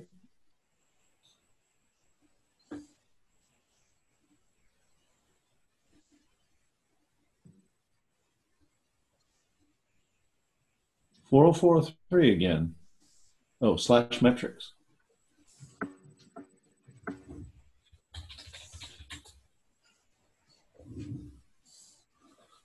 Okay, so maybe I didn't do the Prometheus. Maybe I got to turn the Prometheus thing on.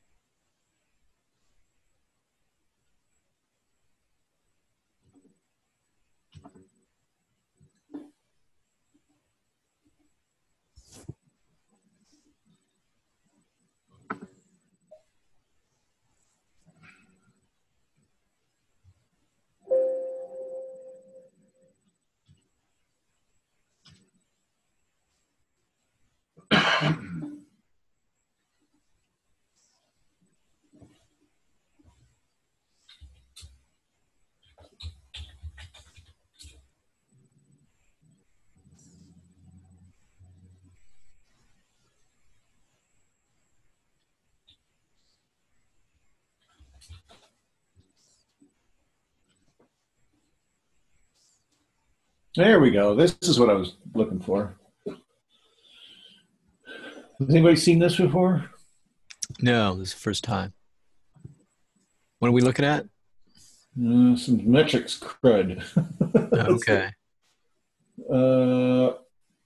RChain, RSpace, com produced total 66. I think that's like the number of produces in the in the tuple space. Okay. There have been 20 consumes. So we might be able to count com events this way. Ooh, okay. Good.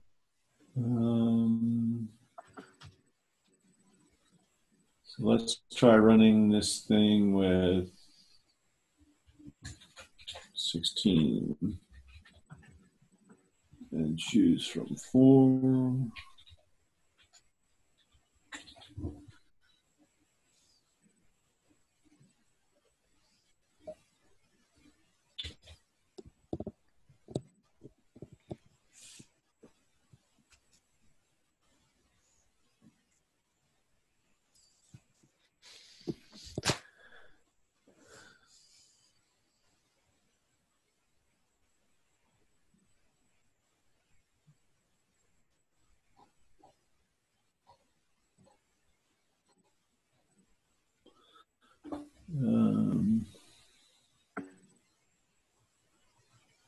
Guess that pretty much worked as expected. So that was 66 before. Now this might only update every 30 seconds. How do we get it to update much more often?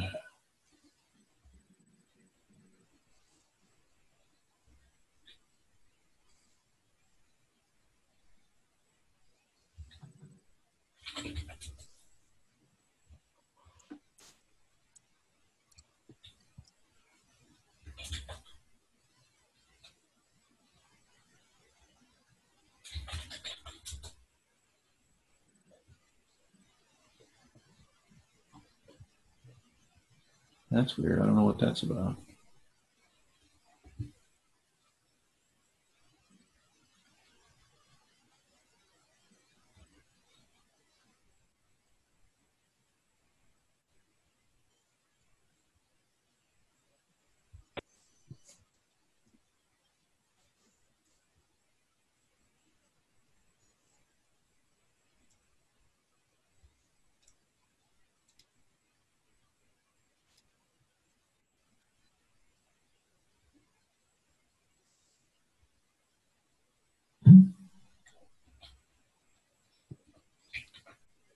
Okay, there we go.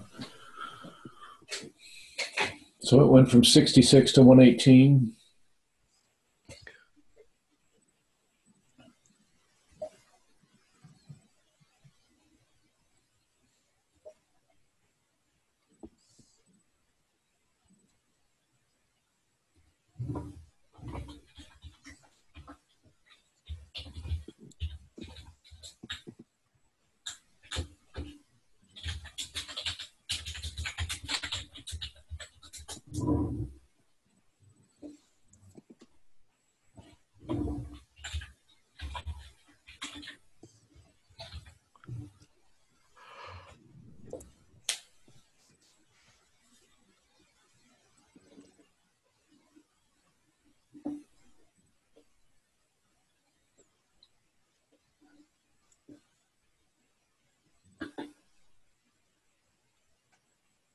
Oh, that's interesting.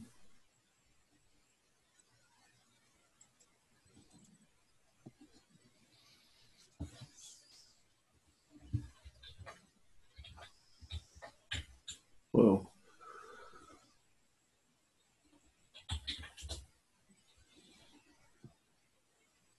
Except I think that was...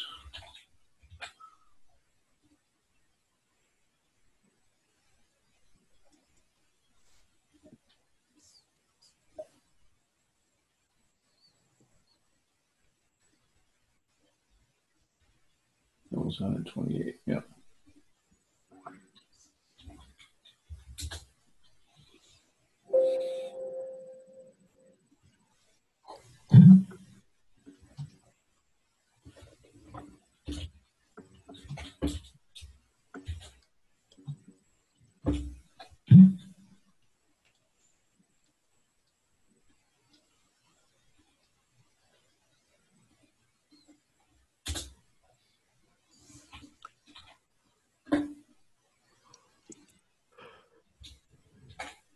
Dang it.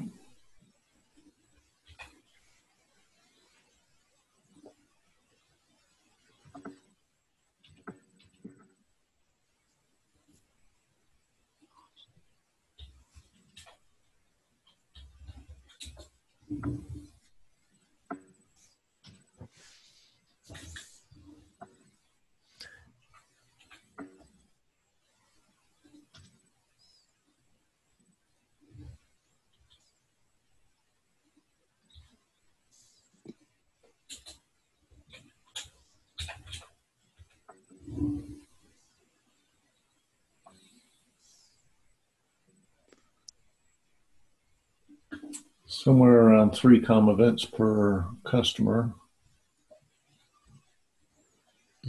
Okay.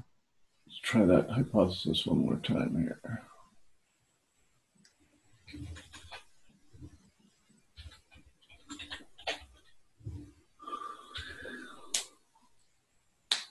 Well, I'm getting a bunch of junk left in the tuple space. Slows it down because it has to print the whole thing out. But...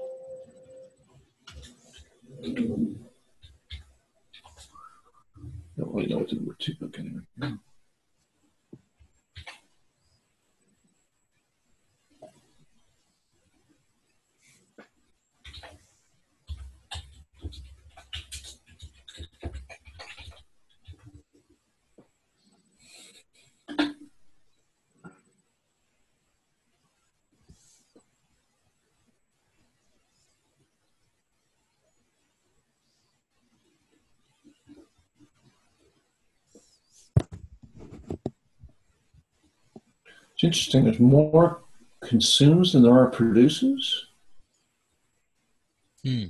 How could that be?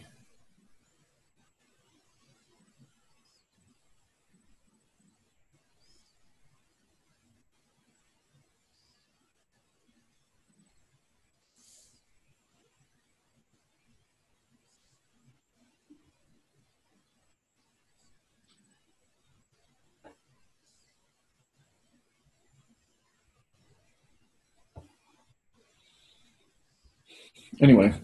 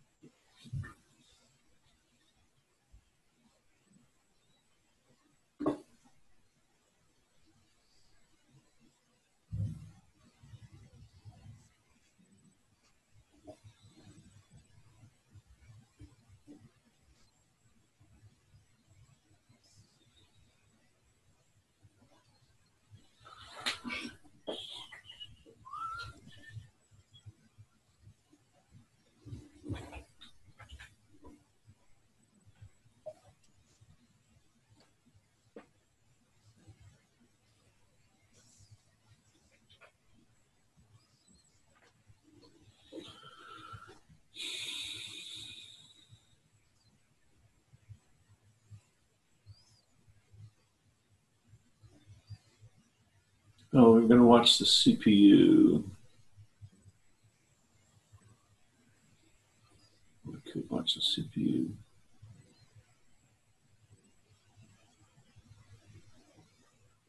I start fresh.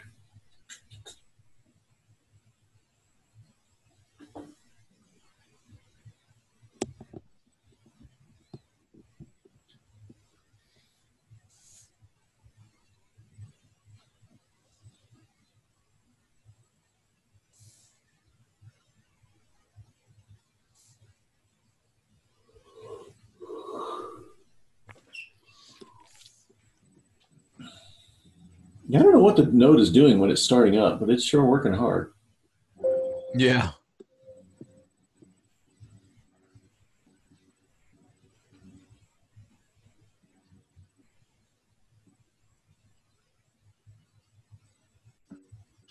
All right, is it quiescent now? I think so, roughly.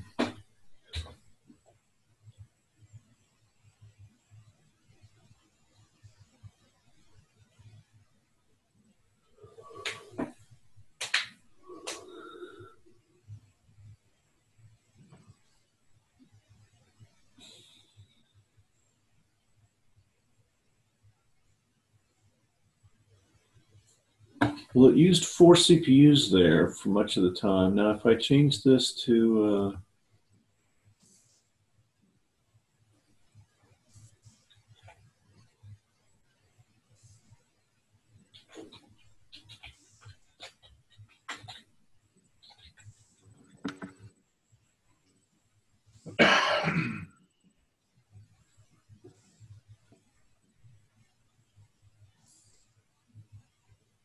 that's a little different, not very much.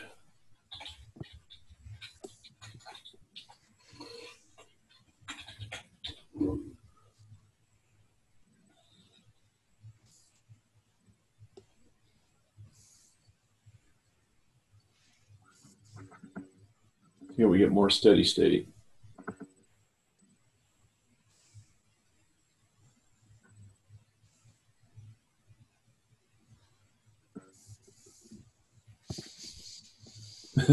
Look at that RAM climbing.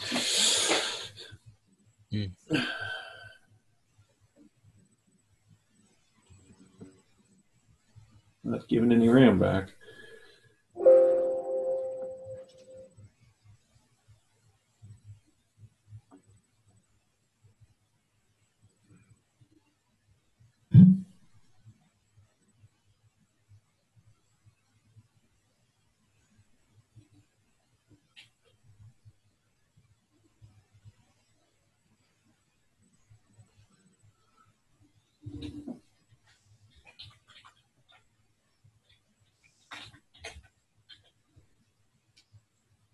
I don't know why stuff is getting stuck in the tuple space. I'd have to look at that. Now, if we let it supposedly go 8-way parallel,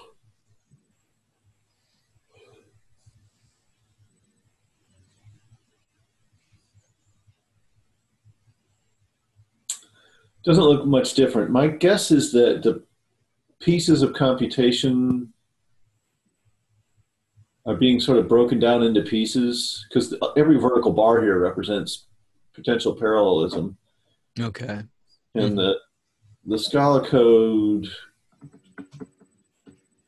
the Scala code somehow chooses some number of threads to use, and it really doesn't matter what the parallelism is in the Roland code. It just uses that number of threads. Okay.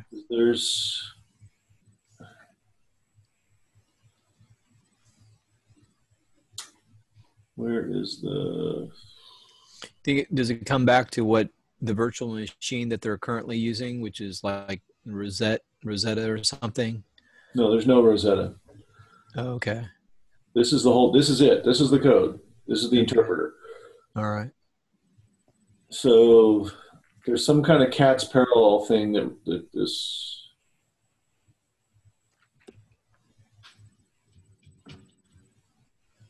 uses. And I don't know how they tell it how many threads.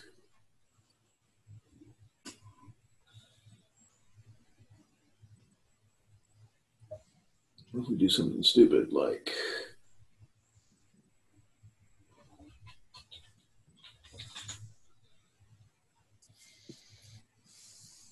Right, there's no file name threads, but how about...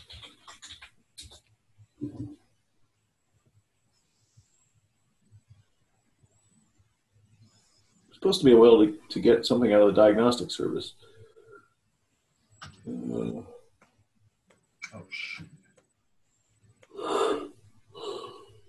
JVM metrics.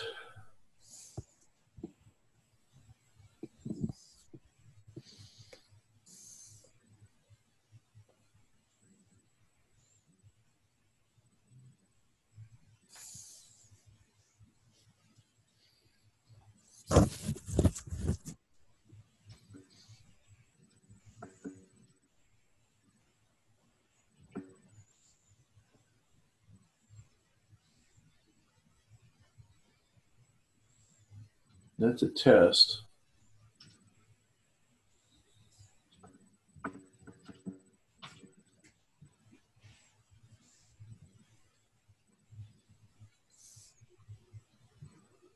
Oh, here we go. Max threads equals available processors times 2.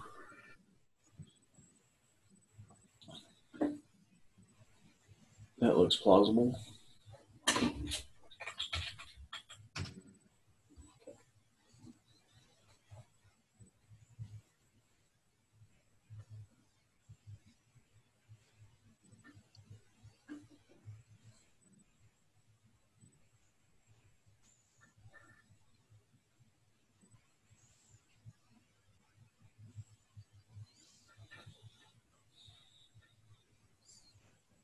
Does that make sense?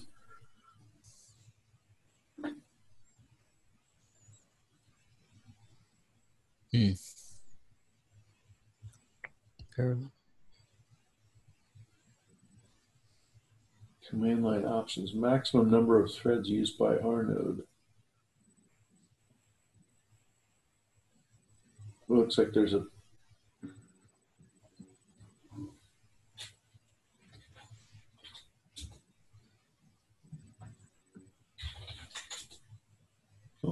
Huh.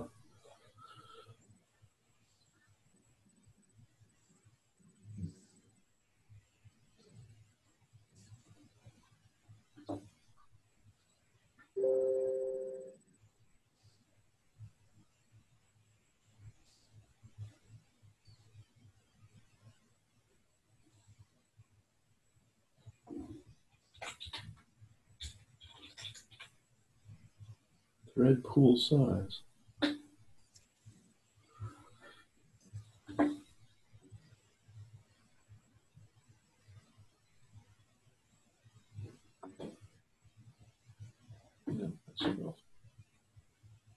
looks like it defaults to 2 times the number of CPUs, and I thought there was a command line argument to set it, but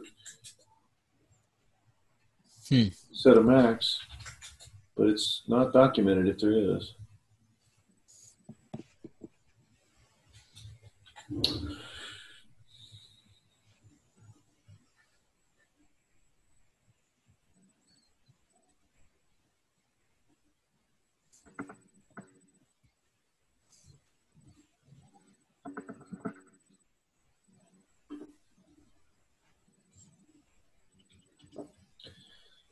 Well, I would have liked to take better text notes, but I guess we were recording. Yeah, Jim's been recording. So where do I put this spreadsheet? I wanted to attach it to the gist. Where'd the gist go?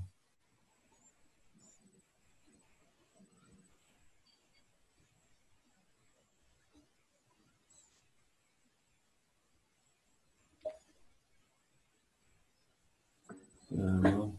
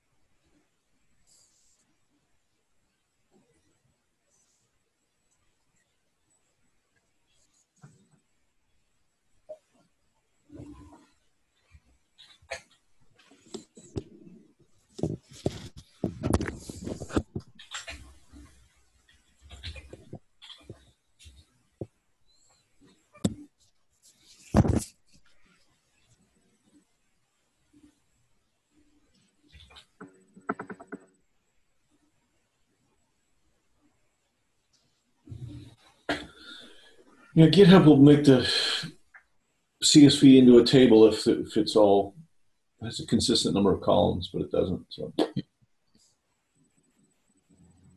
wait a minute.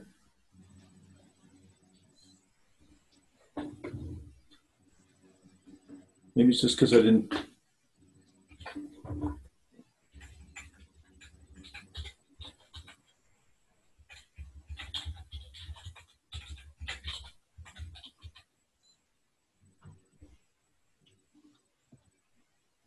There we go. Oh, there we go. Sweet.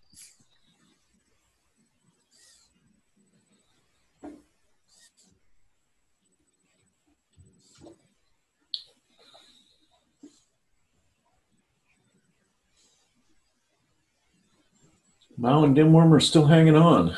Yeah. I I don't think know what time it is there. past midnight in China. I have a question. Yeah. This code is testing the physical limit of one node.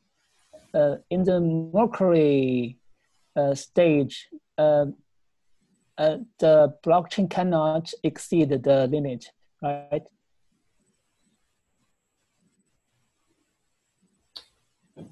Say it again. I'm not sure I understand the question. I mean, because every node have to validate every transaction, so the total throughput of the blockchain cannot exceed the physical limit of one node. That's correct. Okay. That's my understanding, anyway. Yeah. Let's see. I've been sort of working on something else here, but did we isolate the validation time versus the execution time? No. Presumably, the validation would be a lot quicker, right? Not really. I think the validation is basically rerunning it. Right, but you're just following the trace. I'm not sure if they really do anything different. I think they just rerun it.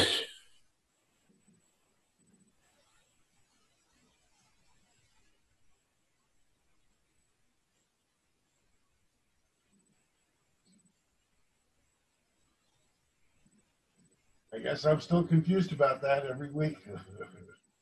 Well, following the trace could be simpler or whatever, but they would have to write more code to do it differently. So in fact, what they do is they just seed the random number generator the same way and run the same code, and you know. That's what I thought. Then I thought I was wrong.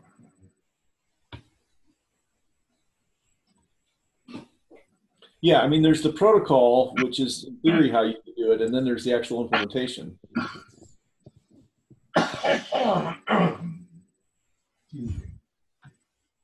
I think a validator is allowed to follow the trace different ways.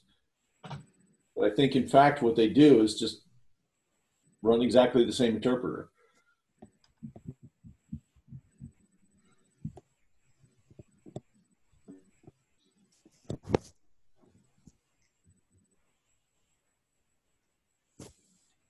Yeah, I'm having trouble seeing where the parallelism comes in, really. Well, I've been doing a little experimentation with that over here. Maybe I should take a look at it. Whoops. Can I take the screen share? Yeah, go ahead.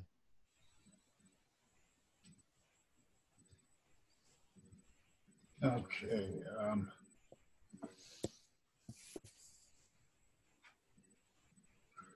Yeah, what my simulation does not do is lots of proposals at the same, lots of deploys at the same time.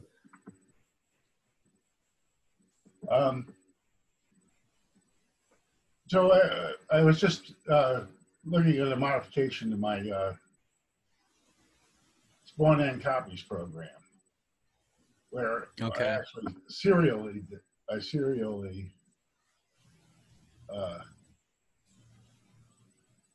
go through from n to 0, and I recursively call it. So I added a read to that to see how often the n channel is not the same as n. Okay, and I get all these cases here where it looks like all these cases here are off by 1. Now I ran it on our node Bob, and I got a bigger difference, which is back in the log somewhere. But for some reason on our node Bob, these numbers could be off by 3 or 4, and it has the same. Both systems have 2 cores. They're virtual machines.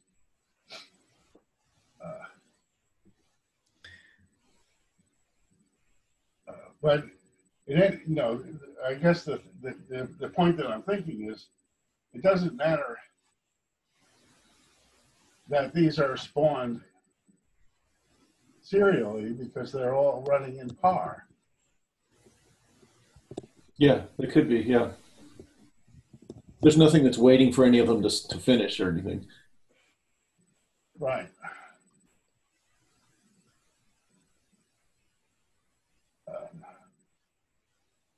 Oh, I know what it was going to do.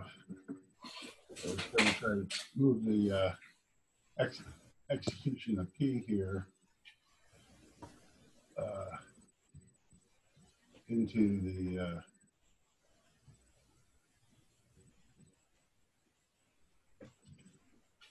Oh, I thought you were just going to put P in parallel with P there. ooh.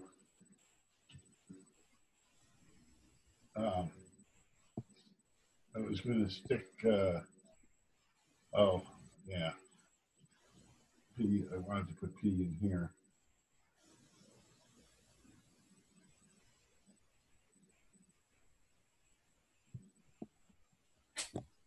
I'm not sure what difference this makes any real difference.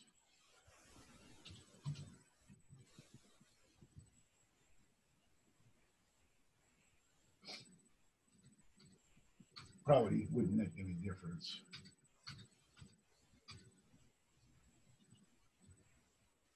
Oops.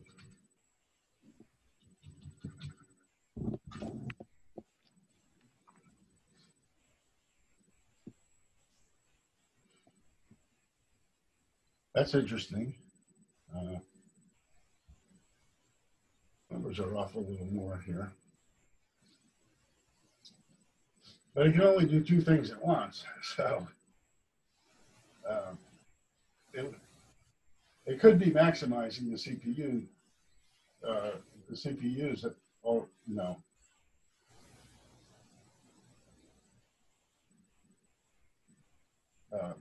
Even though they're invoked serially, right?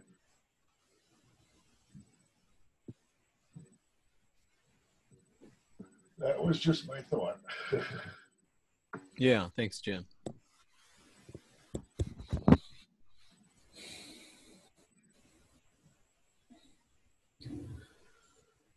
All right, shall we wrap up? Yeah, that was a good session, Dan. Each week we're really covering totally brand new areas, so this is all very diversified and good stuff.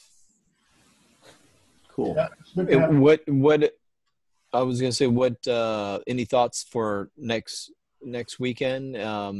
Any thoughts as far as what we would cover? Or it takes a week to figure that out. Yeah, there's some behavioral type stuff that I could go back to. You've been pretty good with mixing it up here the past few weeks. You know, as far as the different areas that we would need to look at as a platform gets ramped up. But yeah, behavioral types. So I think that's it's been a few weeks since you've covered that. That's always interesting. So yeah, we'll see. We'll give it some thought during the week and be interested in seeing what you come up with. Yeah, well, since AddictBee and the company joined, it's been demand driven. I've just sort of taken requests. Oh, okay. So that's sort of came from the metrics testing came from the audience as a request. Well, I guess I did a little bit in the channel during the week, and then somebody said, "Oh, yeah, can we hear more about that?" Okay. Well, hey, I think that's a good way to kind of drive it is, having those ask for inquiry from the channels and see what people want to see. So, yeah, good deal.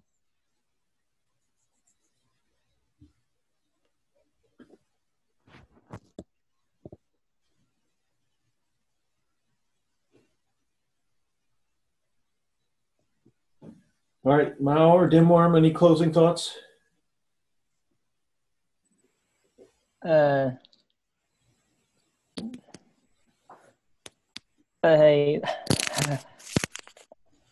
It's very interesting for the testing. Yeah. Thank you. I'm glad we have the video because there's parts on the metrics there I want to review later because I was occupied elsewhere. Right. I'm still, I'm still wondering if there's something we can do on, on looking at the tuple space and saying, hey, these fours are never going to be, these reads can never be done. And the rights, well, I can't get back to the rights, but some way of identifying reads and writes that could never be done.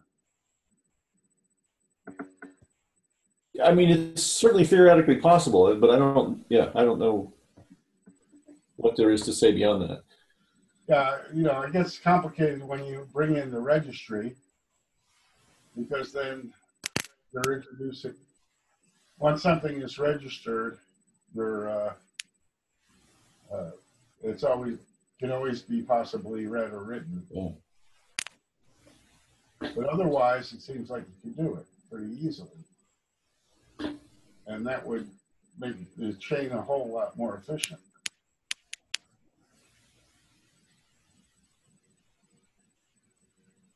Yeah, maybe you can ask one of the core developers or something if they've heard anything about that. Or Chris, I can't remember his last name. Chris Williams? No, the Life ID guy. Chris Boscolo. Yeah. Interesting. Okay. Yeah, thanks again, Dan. And All right. Thanks, everybody. Bye for now. Thank you, Dan. Yep.